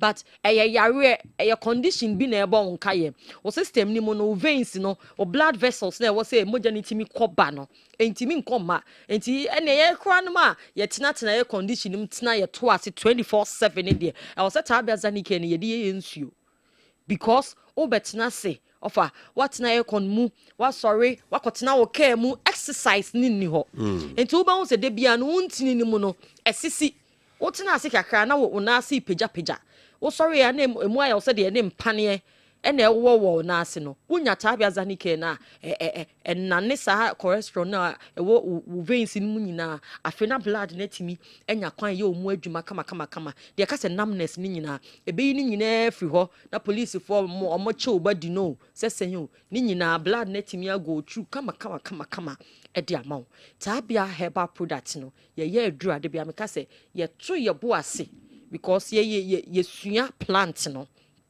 ehunu se enubina we no wo de ka we ho a ya rewe ene betimi asa wo de haban we e ka we ho a ya rewe ene betimi asa ye duro ne nya de eduro baako na ya ro ahodo be 5000 we se o ma me baako papa bebre ye duro ne nya sa wate ase enti ebia ye fa plant be baako mienu miense nan bi ne ehunu se oh plant we no o de mixi we ya ene wo boost immune system ne dia likely say immune system there ni infections ne nam enti ni a pep plant bi eno so betime treat infections ne dia fra immune system enti tabia zanike no onum ne nyina so timi ku infections de mawo no hu na ya tro de egu hu de amawo say na de hia minie dosage ne de muma ye ni so muma ye ni so mesrawa ye dosage na egu tabia herbal product ne ho no di so enkasa ye bibidro nti wo toy no wo de atwia said the wonum so bolum pa ocho da bi edro de unse plant bia ne na ho odin ewom enti plant we ni aka bom no e bia ho odin soso enti ye ka che o se wo to edro na pa 3 and as a disposable cup ni bi na hwie edro no measure a 3 ni mienu gum na hwie gum na no mu a di so saa maye na nom ne saa enkoye overdose enkoka se bibidro de menu abi no mehwie ni cup ma na manom okoya ne side problem ne bebro nti mesro di dosage ni so ne fama ye na enom ne saa boko na emwansiesie ni padua no emfa emam se be ya wo free adwuma mu ba wa bre obi o ho so a skin rashes goodness emfifisei na eba awokra abakwa fifisa begu no eba na ekro ebi de beba kese utimu se pimple bi gugugu anim enya normal pimple mesro unya tabia zanike na eno edro de ekọ veins ni mu ekọ yo mu adwuma na esiesie kama mostly na nkofo dodro na ebia yare bi ho se me kotete ahaban we ne makwa akosa ne ade a wo besa akọ uni padua ni mu no eno nso wo de ekọ akoye ba we no num kọ mu a eno mo se digestion start wo yam de wo se bi wo de befa wo to ano no de eno go to anons no ne niema na wo ho na akoye ho adwuma kama e de amawo ba we ni ekọ mu ni straight na enya kwan ewurawura wo lance ni mu ewurawura ba bia ye no adwuma se de wo se eye de mawo titabia zanike ni de eye duro eni ti na esi de wonya 12 years ekro bia ebetima num bi ena 12 years fo ko nyina o madua ni die mu nhyɛ da nge papa enti wunya tabia zanike ndi man ya ndi esi nyina se obi ade nye papa wunya tabia zanike ni bia no se aye kama na afi etimi am wadidi yie se be ya na bia na ofa ken yo enuane no enura hodu edi guso enye enti wodi wie na no apeta bia zanike ni bi na wanom na ade bia eye poisonous bia enye papa bia wo ba be house system no tabia zanike na prevent ye free hwam de bia wo look active na okọ baby enke bia ni pa bia be ya no pa bia wo sorry al petomeric kakra na wo de warm water fra nanka wanom eno no na ye si jaisa process ni ma ye fa nya adru na ye mfa mreo open dodo atu a wokọ Colinac Herbal, Apidan Herbal, Misty Herbal, Baseline Pharmaceutical, Ubenya be PFA Pharmacy or Tafo, Ubenya be Sax Pharmacy or Patase, Yellow and Origins or Patase, Jinai or Patase, one momoji in Rodoso, Ozone's Chemist, Appiah Herbal Shop, Ewo, Enti Ebiana or Obi or Hop, say, on our factory direct, factory minimum de tell say, a hodia yensu quite say, but Obaba ton do. Say be a bare 100 cartons, 50 cartons, 2,000, 5,000 echo. You producing large quantity. And Tisana say be open 10 boxes, open 5 boxes. On Mama Bobo Mudio be a hawker no your wholesale, but me money din. Ubet me a boy pharmacy in herbal shop biase. Me patch me tea say ye can't tabia product once. Our Kessben 93.3FM. Me pese me Toby, Coco Toby. Na econom, na NCC on preventive free Arabia. Your number is Nibium 0243 0243 68 61 and that's 0245 74 92 06 enura maka ho asema no pay no wa fa efura menum bi o ma kola no fon so a menum bi woni emfie 12 years ekron so a Mr. Menumbi, apart from that, ya kenyina, we ye penyino, when you're 80 years, na kutujo mokra ne here, kutujeno.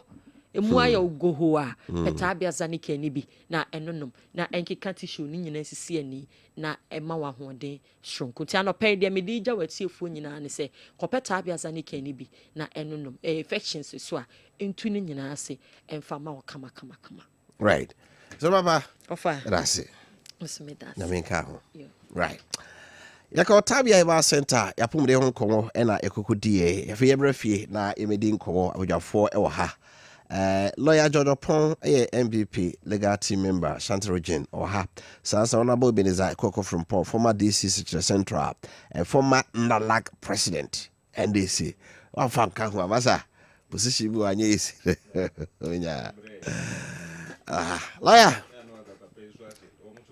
sao omuka obi na onya okay I see no PM right lawyer akaba na hwe code na ma me voice na bibi kakra code sa me de sha se Friday no afi na ekọ kosre kokra wi ai weda no mo ai bibi o na me se fie bokọ so de o nya me adom sisi ade yewra no asha se amabodo leba fama ene me yeko kama e de se bibi yeko kama o omo se ne meyi you see the member say yema MVP ni bia enye sa ayi mfiro credit ni mfiro mo nsem yemfa ni nyina ma wo mo de asie bia de ekoyi bia ye wo mo na enche bia September bedru adwadifo be sha se akra nema in larger quantities sidi na ho oden ye be so na hwe se be gina se be kona nimu na eyamo mabere bi medru na mo mema skills bia ene ekoyi a ye be bom abaso ya ka se ye mo na moye ankoyi a yinim de ye be ka nti msabere mu de $1 nso de omo bebre to fase na se so ben omo no mutimi ma kakra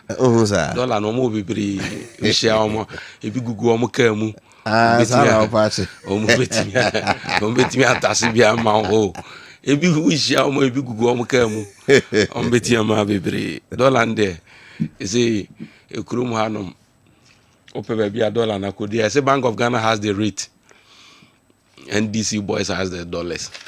And he said,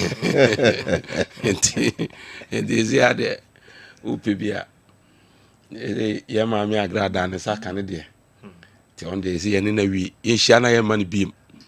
Yeah, I can say, share, yes, you have a GD. Okay. Arabo Akaba. Yeah, Medi. Na hoye Oh, Yankupon Adaruma. Nena dumti ene ahweyinti me hoye pa ofa is my point is na say so far omo nyina go through anabo MMDCs no I say. Confirmation of MMDCs. Yeah. Ashanti don't Ashanti. Ashanti. Omoyebi. Omoyebi. My kwada so my swami. Yeah. My nra kra regional minister 4 enokoye my swim. Yeah. Omoyebi. So far no so good. Such a fun place be quiet kwada so swami. Aswase Skoromampo. Yeah. Yeah. So far so good. Say consultation no ekoyi. Other regions are rejected you. Other regions in there go Chesa ewunsunsun so papa dey so no this assembly no tiase Chesa na nationalism no abam e ka say nationalism nchiche mu no ya ewo district no yeah na eba na agi hini sa nche bebre kura dey en hadwene but say che ansa na wayi nipa na obi a wo de wota na chi so ena waiter na ntokwa nantitwitwa ani huhu nti echa na afi obi a babi wogina no wase wogina ho ache woka bibibia na enye yi nti ya na nka ebenya kura ye nkyere ho kura entempa na no waye mekai se omampani dada Rollins time no se ebaso wo ye renomination a se bia NDC atna so for 4 years omo ombet na ho ye yi omo ntna ho no ye yi bie free mu a won kyere ho appointees no we say appointees na okana yeah make appointees no we dey safe ni ye ba yeah no won kyere ho kura okay second term of second term no won kyere ho kura but when him say NDC ye second term no abra ye no omo chikyere ho a say omo mom dada no kura mra interview no mu ni ade amwa ye kura that anam ye dan la president okay bigigina mu ekohunu then minister for local government and rural development minu ya opomposu na me kai ne say ye nyina ne ye osesem ne mu say omampani dada wa anye ne sa say ye wo mu dada ne ensamra interview no de emwa me ne kai ote ase ene wo yi free mu no mo ba foforo no omo ye interview ne ade nti se kira normally ne se kira ya ne mwa but we dey so far so good say omo ya yo dodo no ana especially stantimam ha de ekoyi ne chese say nipa no ye hwe omo a dodo no ani ji wo ho ene yi wo right but that's it lawyer just influence so dodo na about 90 90% here original parliamentary candidates so it appears Ashanti region Obabesom as parliamentary candidate or compensation AMC and it appears I think constituency about 4 or 5 yeah if I'm not mistaken the pieces that was block and the banner said decision has been taken for end blocker can once my head yes the a PC4 it is a PC4 near the amount or more it becomes difficult for you to challenge if you are not a PC. And just in the extreme circumstances at some areas, it be a piece no one same big crane and it be aware. Don't want a pieces. When you look at such as South Evans, or share Quabris, Amankwa, or share Quadaso, Kumawu, a whole lot. That's all of them. And I just so gabbing.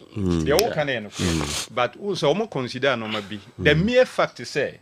Ye koye primaries now win say at least good well okay and now say ye popular and now say only party for no e wo twaka and now say only party for no montem ye so ho na chese ye de oba enya de ya omo ebe ye odai ye be kase ye mpew ntimegidi se kobasa na consideration ya omo hwe so ebidu no yeah right lawyer is say na de I mra sembebre edubo ahen kwabra edubo ahen asemi na no dwada na ete senka ne remand na aso the lawyer say yi na ya sa achira ma new charges am say on kaswa hwie se mo be hwie gu ono enya agrokra professor Miakumfi enso ne former opani oda Ghana Infrastructure Investment Fund so sky trainer tanjinu aso obodo omoko na omopa omma play bargain se dem okay now we think lawyer will be invite to play bargain if you have a good case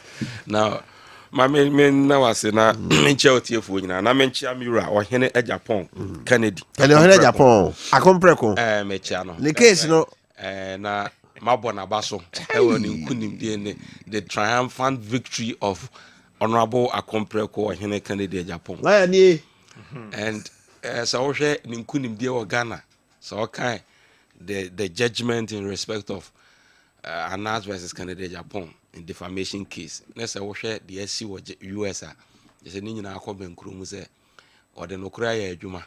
Ama Nokra so ama Ninkunim Di. Because will be a boss of boss where the famuna. The one defense to that situation, not a truth or justification. Yes. Until we may justify, or if it is true, then defense. Then you are justified. Yes, the court may hold say yes. Asem na okay na asem egu nipa ho fi. And for that matter egu ne ho fi. Na emum essence asem ye no kurenti yintimi ngasa egu ne ho fi. Na wode enya utredi dem. Enti Ghana ne US nyina nti US omo na ebo say Canada Japan $18 million na. But you see that was an error on the part of the jury and I'm out for carrying said the American system and say Ghana will be sued for defamation and you need not prove actual damages. That is actionable per se. Yes, it's actionable per se. And you by almost there. When you establish defamation, then you should have to go forward to establish the actual damages, the actual injury caused to you by the defamation. The actual injury, no, and be determined. Sika de bema ni amount actual damages in respect of the injury. Na ya man nipa no punitive damages. Ya twen waso esan say nipa no wa mana aboka be 100 million. Enti say you 100 million no man yansa mo ho be me yansa fa ntwe waso. And only punitive damage no. And sana nominal damages and no there $1 to $500. When it is established where the fame will be. Interesting. So when to me qualify for actual damages no. That's no crime the maximum. Yes. There's when to me qualify for actual damages now. Punitive damages no go area.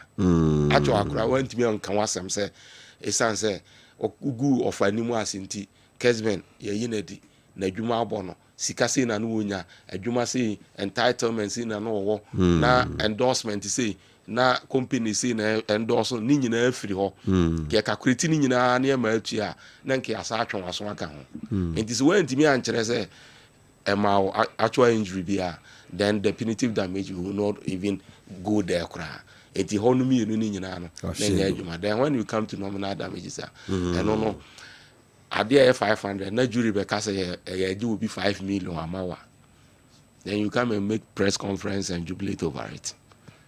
Now Americans jury also don't vet it, but it has to be approved by the judge. Yeah. In as much as a judge need reading, the judge will read the verdict of the jury.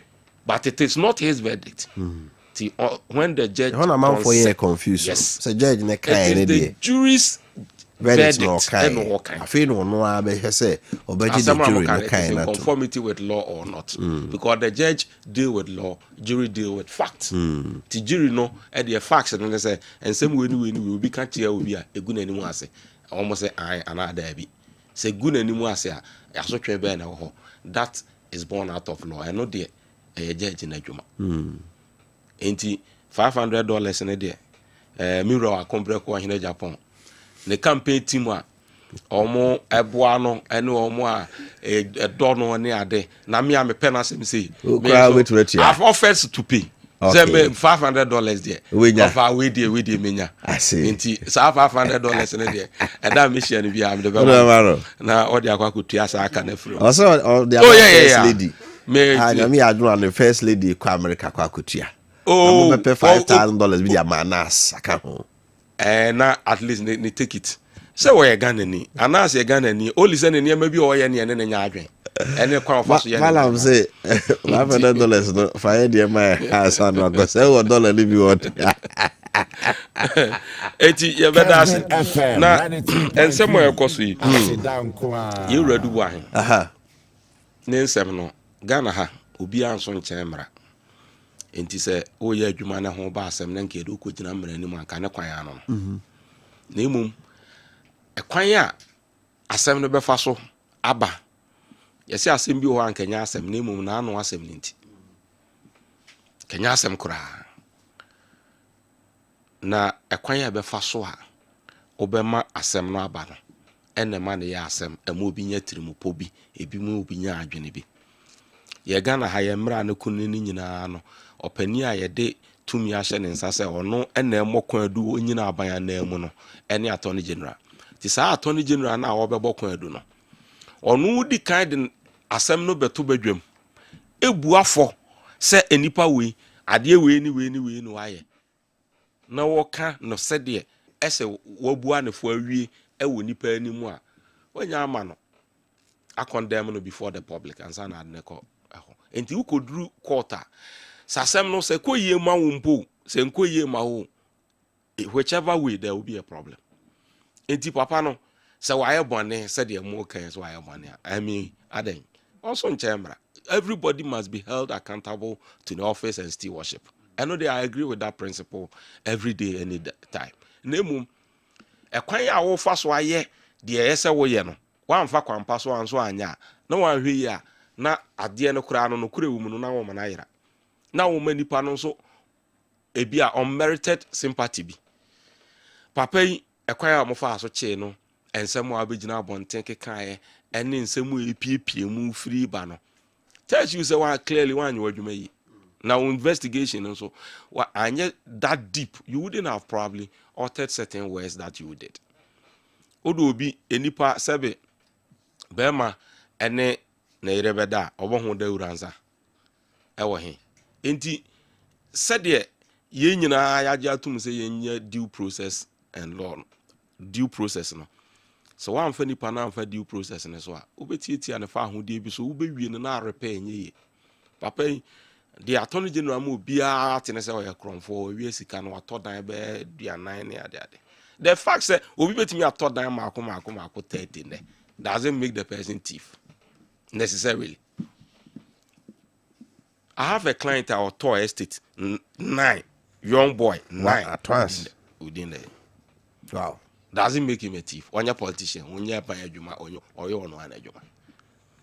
So, a choir, a debia will be huno. Na one year, because a be an airboard, and a beans one air or day. Cornelia money go on a bank. Enti, Attorney General handling of a Dubahin matter is not the best. Attorney General must learn not to be doing press conferences and all that and do the show in the courtroom, and the results will speak out there for everybody to see.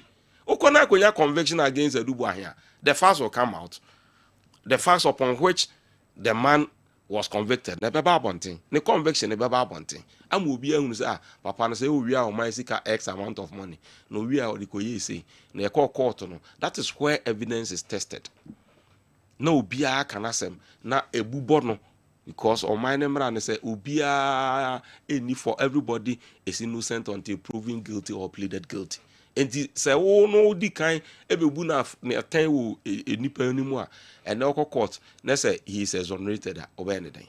So to ubu as na hwehwemu would it have been the need for you to charge the person after the person has been granted bail, then you rearrest the person upon different charges?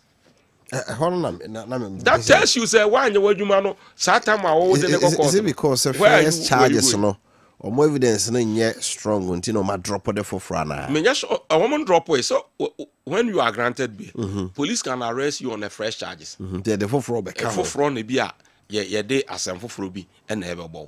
Enti say papa no okwan Ghana ha ne nyina o. Enti say now we nyina be ya. You put all of them together. You take the person to court. And onum will be who say in good faith. Now, no. And some are anyway. Everybody thinks you want to punish the person unjustifiably. Meanwhile, also, there's Emra Maakye say enipa bi adna ko gina court no. Say unya asem foforo bi a and also so the bon ko adu yi a you can rearrest the person and charge the person. And also you can even add onto the existing charges no wabon ko do Emra Maakye na musu ba woda na dika ne nti no amamanfo bi fi say eye asotwen keke na afa so de twe no enti me 20 charges a 20 charges no me nchichem 5 me bo 5 a ye ma bail na ma sa achew no about 5 ni nyina no just to put the person behind bars. Now fundamental human rights in respect of person's liberty, it is engrossed in our constitution. Article 14 no we yemfa ni agro na wa hwe ya ento wa wadwen be ye o se ye kan say ya ye kan sa na emom wa hwe ya na one day o Dominic o ye sa de wo ye nyina no o so said na ntwe ni dua anka no to no konfo enka ne sem say to me na transcend de ya also one day you will leave office. Would you be happy if you are taken through these processes and people condemn you ahead of time even before you are charged to go to court? And no me concern me there say you yachi obi say e born kwadu e normal thing with the state na say no nso ni ho a enka every appointee of the state bia no will take the law into his hands na kwaye de ope bia enti mra no ho say obi di boni afa na ko gina mra nim na emum ye kwan ya ye fa so ayen the fact say 2 minutes kuta no you don't condemn people ahead of time.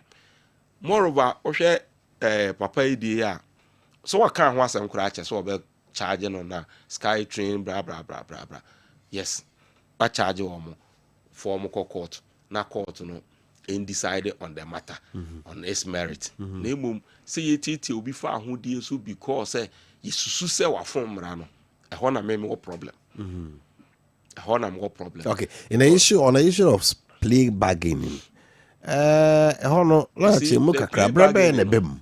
Yeah, bre mu no plea bargaining say sabre ya nya amendments ama plea bargaining act so aba say ye bo kon adu say efesika sem ho a utimi agitum say wa hwe charge de abo no na hwe adanse ye wo ho na fi say charge bi America for no use our system no ade a we three fast yen ade we do hu say ade we dem afrom adanse we we dey ache me wa ti we ka say okay the SC me pese ye be say o man no ebre mo ye be court e be say sika no kwadu ye de abom no ye 10 million me ma me ne mo entenase ne enya hihye na say 10 million no mintuama abai na sem fa na sem nko in lieu of custodian sentence said the beya yemfa me nko to afiase obi won so kura otimi ka say me health nye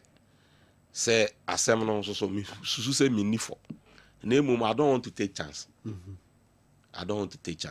and yes me difo nti na meji atum sika we nye sika bia me de we say me bre ene me time ni ade monye Jeneba sa ijao. Oh yeah, why not? It's part of it becomes part of the terms of the plea bargaining. Mo hwehwe no me the way mamwa dey na mezumi nya because okoboko adu no obo na failure me come baby obo nso kra na se me yemfa me nkotum ne de me kotum sika no nso me come baby if you are really interested in the money then I also bring out the money. Then what do I get in return?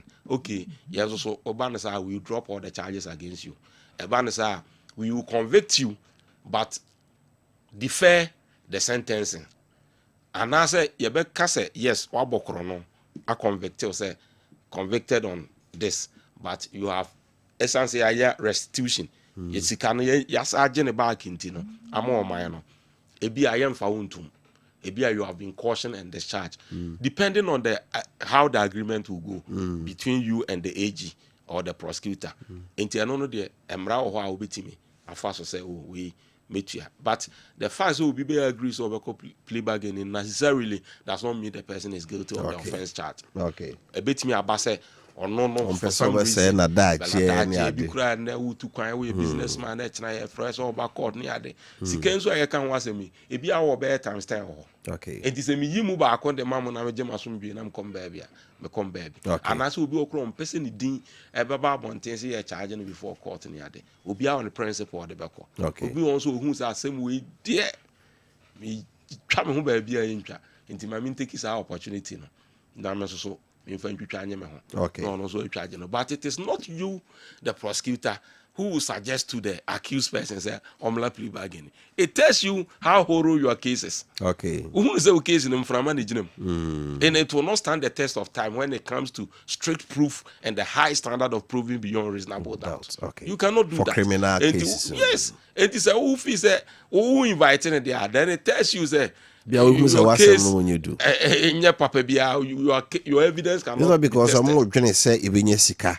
Since I didn't pan Ejina said the ubesi anwene wasem na ade ko no ene adanse taachire na say your court no ye charge wa your stage be afre bibi disclosure say adanse amede bo ayi mede kwadu amede bo ne ho adanse nyina say me bukrata aso de man tu be hunu kwadu amede abo adanse ene bibia me se wa wi asika afri company Kessben company mu enipa wo wi asika no ne din di asomasi or we free bank account aye Kessben bank account we mu and or the co we mu and my printed both bank statements ni nyina the amount am ye hunu say sika we free ha wonso din na chance ampa wayi ampa de akoto we mu ya ama akwan na akoyi ye ukoyi ye nso so ye busa wo se nya wo a me de sa dance we nyina ama wa no uko court no wadwen ye ozen wa betimi ahunu se case yi dey me kwa anyi tie ma me kopacho say bibi wa outi me kopacho na plea bargain na adwuma.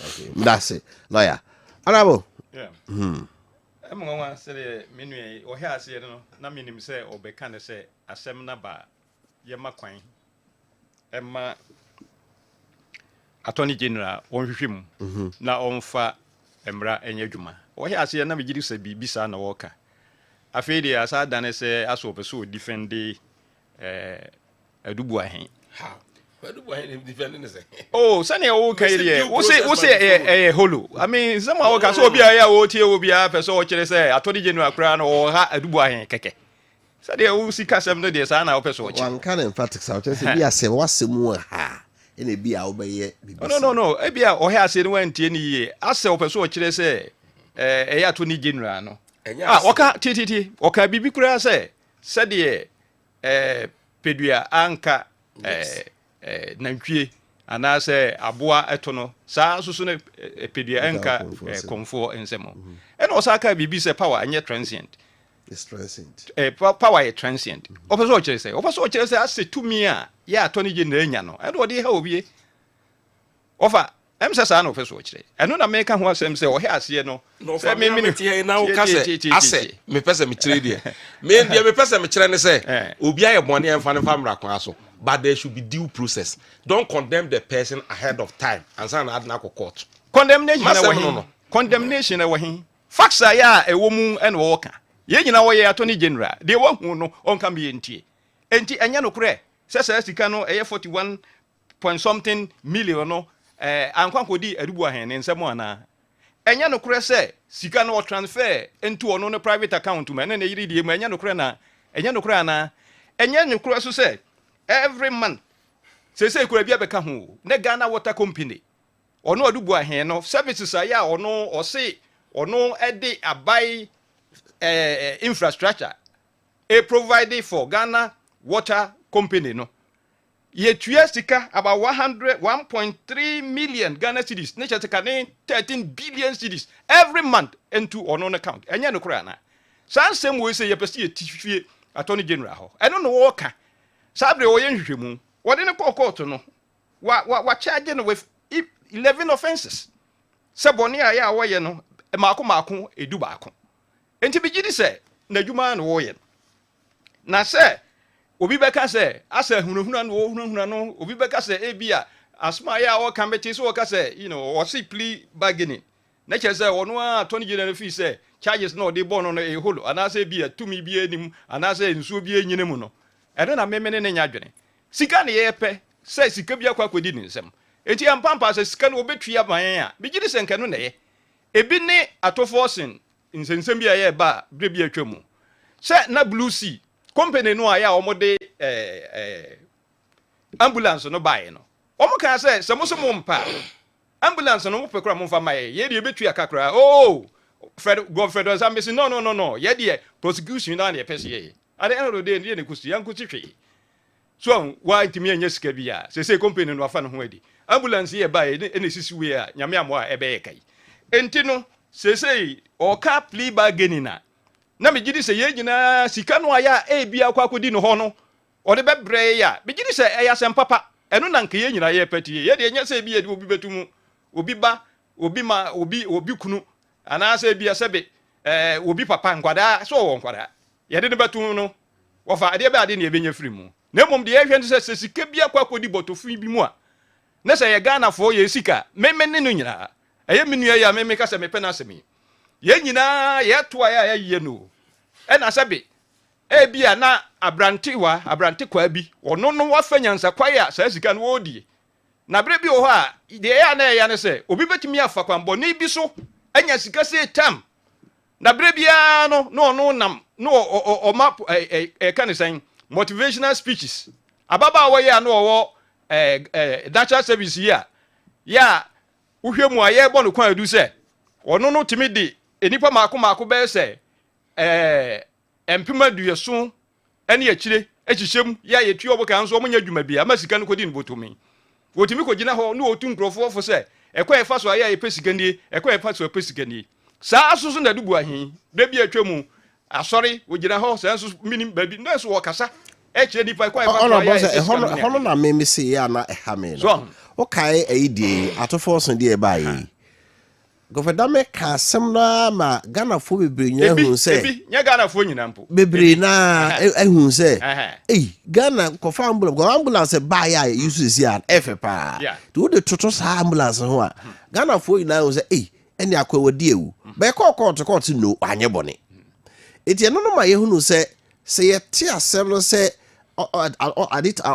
attorney general say wa ye a yento ye boase ma court process no because say you crucify ni panentem no ya na emwa over said you woka no le bia sa na hunu no because na woka na sa service die na sa service die on say pega ye no na hupa 81,000 at now you hu docket court away asam no wo mo di court way go court o asam no court no say sabre ile odo no but say enko please enko court kura mpo no ya arrest na ya tutu na so if the evidence was that very clear strong I am build here by now here nte ho offer eno de eyemre obi nka say asam bi anim David eyemre ne ya tie ne chese asam obu fa na ni nyina be piedi enti no de na wo kan ambulance na asam ambulance no so de ba kire na efe nia ebe kire no de tutu ho a sa na ebia wo hu no ambulance no nsema na ewo mu no se yesi eno ba bi ka ho a ye sese ye de ka ho ma ne wie peye eno ti ne Matias o ma menwie mechese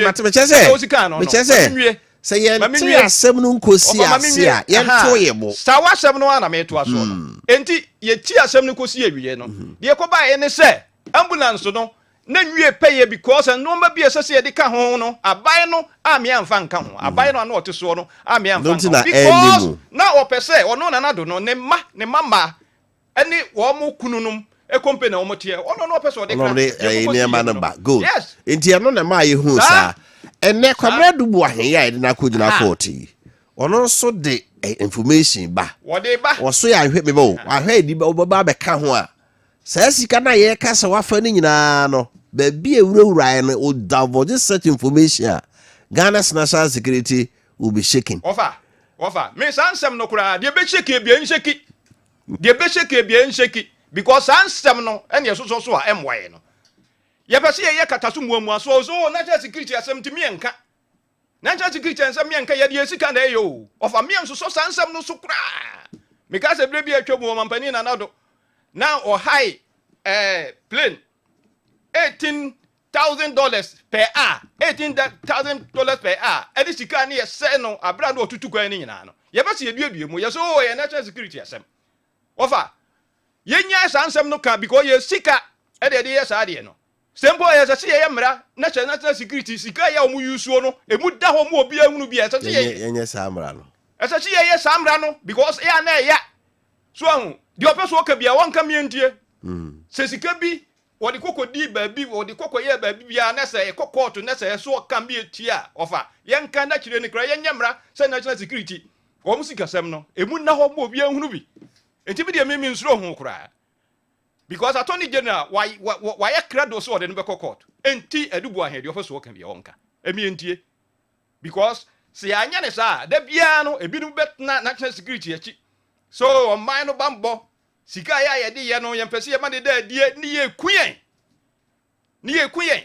Enti no attorney general me say sika no o si o de koto na account me bi kura koto na yira account mu. Asema ya wo ka no media minim said ye wahunu no woka attorney general ye wahunu no woka we woka sa no wie ne nyese bi wabu no fo anase wabu no bem asem no nyanko afa no asem no de court ene wo se wo no charges mako edu baako wonkonko yi na no ye tutu na no wo court wonko yi na no me sa bre ya meti we me nkasa dubu ahen no odi fo anase odi bem me nkasa attorney general charges no aya wo bono na de case no ye holo me nkasa bia wo se plea bargain no aya wo ye no na cheso no attorney general wonim se bia asem no nkosi ba bia na e bia opɛ kwan bi zo aya obeya adubu ahen no ade no ho beba da bi me nkasa asem no de me ka ne se ampa de wahunu no no woka na me giri se de wahunu no so ohunu bibia wonka me hwe papa no se de ni bia sitie ni se de ni ngumanim sitie eni se de sebe ni nim de sitie a be giri se de wahunu no so oni nyina so asem no kura nko wonfa ko okay ntibi de me minim se bibi be free mu aba ne se ne tie bia no Ghana fo e nyina ye wo ha be hu but me de so obeka bibia wofa wonka me ntie me de mimi nsuro ho hwe the okay bia wonka me ntie lawyer. You see, this is the danger I'm warning everybody about. Then also me my shishia. On see honorable Maakye say your transfer can be free account to be a private account. Your money sika want something or that was call a private account. These were the worst of the attorney general. And you see, so on the Maakye, and this evidence or these allegations has not been tested in court under the cross-examination. Entina who be here say your constitution or more say everybody is presumed innocent until that person willingly plead guilty or is proven guilty. And some way attorney general a one-sided story which has not been tested. But you say what JD video so can Emma will be or a fear so bad JD say and you do why you cron for because you discount for a state purpose now that we'll or private account what does that make you? Enti yento ye boase asema make nyina no no se nipa na ye bone a to me e de bokon adu no wo yen ka se fa be press conference. Your case is to prove your case in court before court of competent jurisdiction. Na ono so or right to cancel. Na ne cancel no enso so entutu asem no muja e ma court no mu se enya bibia it's not for nothing. And the standard of proof for criminal case beyond reasonable doubt. Because somebody's liberty is at stake. A bad man's woman know there preponderance of probability. Wow, and semi me know the way there. But even in criminal case, see as I say, why do you mumbo your case it should inure to the benefit of the accused. Because there's a fundamental principle that says to convict one innocent person out of the 100 free, and you cannot take away one innocent person from the 99 criminals. Who said nipa 100 or them one 99 criminals. That is established in him. Baba could be woman or innocent. Say who say nipa no enyini mfiri mu dia. No be anfa good. That's the basis of criminal. And that is the fundamental, the jurisprudence of it. It is all to be court.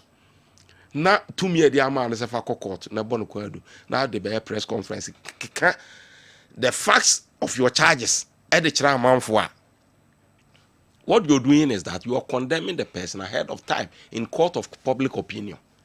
You say, offer our no dissect so what drew national level. Akwa ono nim di akosoro kura no is say wajedi. And how much more the rest of the populace? Into ube na abeko court.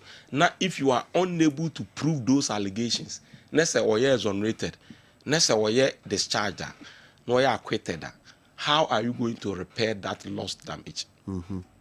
On the issue of national security, now you see, last week information on the buy. Sikano made me talk away. Or maybe any or disclosing the budget of the national security. Yeah. No country. Yeah, one same of out there, baby, what Bob Brandon could do or politics in level or could do. Baby, or cry, maybe on my dive or just a wumpo with young Beshel. With young Beshel, your catcher say, yeah, this is Kako, deal with ya. Why will I be too worried? And to move back on it, the Orca saw the 8.3 million. Am I in the course of the one of which also in the course of even the approval of the National Investigation Bureaus Act, the members on Defense and Interior Committee say all canon, and these are the defenses he's putting out, and these defenses there could be more. He's being measured probably. He's being guided but the bedroom point to be. A bedroom point to be. Oh, yes, all the hunahuna. So the hunahuna. Send it there. Evidence. The game is evidence. But yeah, court or minus so a bedroom may be no. Bibi or one person or the bar minus or home crimes a bit messy home crimes are deal with. But you can go to Supreme Court in my defense and say Supreme Court to my requirement. Normal full disclosure. Yes. So this defender. Yes. But another now can say also the 8.3 comma opposition party to collate their resource. And untina esa seven court I to you boase. Because you see you're also in the defense of the urban. That defense will have to be tested by the Attorney General. There's Attorney General and also under cross-examination. You have to prove and to prove say no cross or the coin. The mere fact that you said it doesn't mean it's to well, say the Attorney General Canadian or also Canadian. All those the allegations and the defense will have to be tested before court and be proven either true or otherwise. And to say to 2 man per America near boo before near say will be din near say will be image. Now one way you never drew court near and me and yen said the cana nani pano or good anymore. Okay, the anymore second. Okay, begin say you will be for begin say Sabri yen say will be an image. Begin say Sabri you mu atan nemum and some no send your no at 20 game right nimuno and walker amia TV. Na send your walking offer. Abrebi owa ye tin sem no bia asasi ye din na ye tie ni hunu no kure ye wo mo se opposition for party no or maybe 8.3 million Ghana cedis or whatever you might even call it.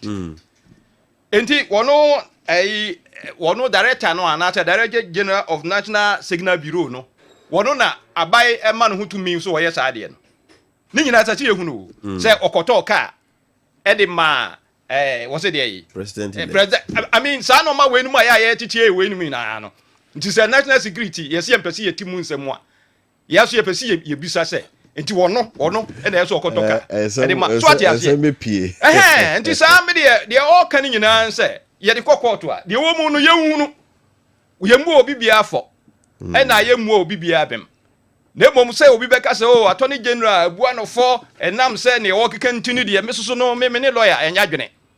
Mene ne nyadwene Attorney General mu obi bia for na mom ensem no de wo mu no no opese hu no ansa na obi be court kura mpo no so court a se ho kura no public place de wo ka bia no obi abeti bi charges no obo no a obi abeti de wo ka eno no obi timi report eno nti na hu hia so obo be press conference oh there are reporters in court yeah minua eno mo na de be ye nyina yasem ansa na odi be ko abra ye ogina court o abra ye ofi court o ye nyina sima ye fesi ye hunu right because ye nyina sika so am your confide me minim sebre wo mu aya ye kan ye time na so na wo kofa ye $2 million na wo se wo kwakọ ye train wo de kwakọ train sky train na se sky train bi ama ye hu sika no fa so aya wo so a ye mfa nko court eno so ye nka mo bi ntibi ye mu amfo kura ya pese ye hunu ne akoso obi enu aya wonim okay e ma wa party obi ti say right obiribu ahenum ne ade nyina aka che sa ade no anko anhwa yi okay enti ese de court ansa na de court ndi o mu bi ese you better test in the court of law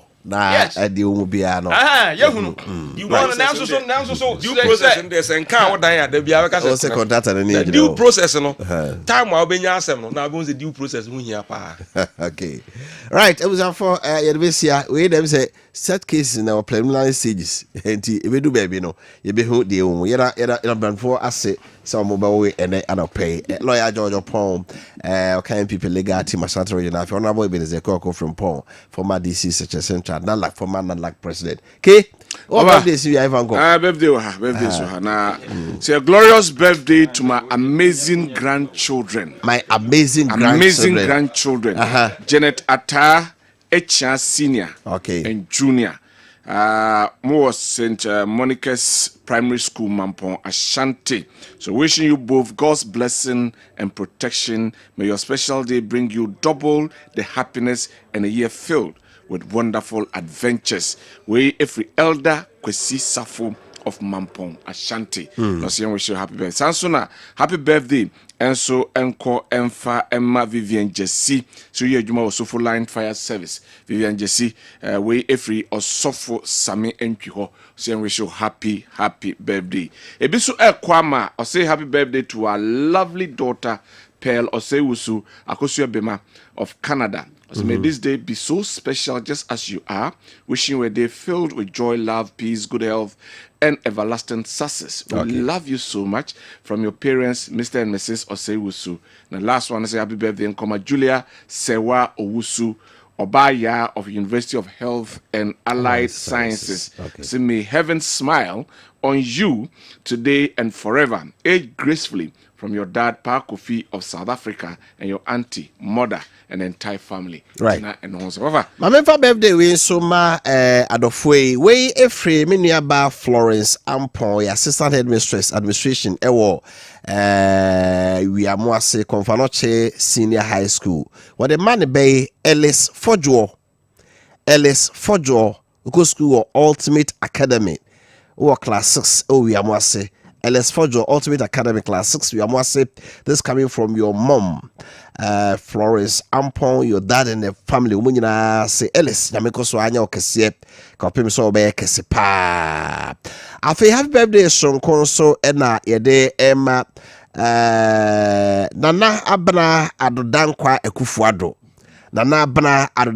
ekufuado we efre Kwame agenda say Frank Fredankwa or your assistant secretary Emma MPP Old Tafu constituency or the bay Nana Abana Adodankwa Kufuado also ene Nyakopo di afia kankwa na ho nyamenya okesepa ayekwanim happy birthday from Konso ena yede Emma Mr. Joe also we efre malam ya ho ya producer Kessben Media morning show medi Mr. Joe also ene oda malam si Nyankopon kosora na onye okese pa afi happy birthday sonko bio ena ede ma Prisla Entwiwa etafro mame ya onye mfie edunum 25 years so tijinya ase kubase was may the good Lord bless you and protect you we free trebu akodua popular known as TK Okunso mobile money agent ho and we so free ede Emma war happy birthday sonko so ene ede Emma Isaac K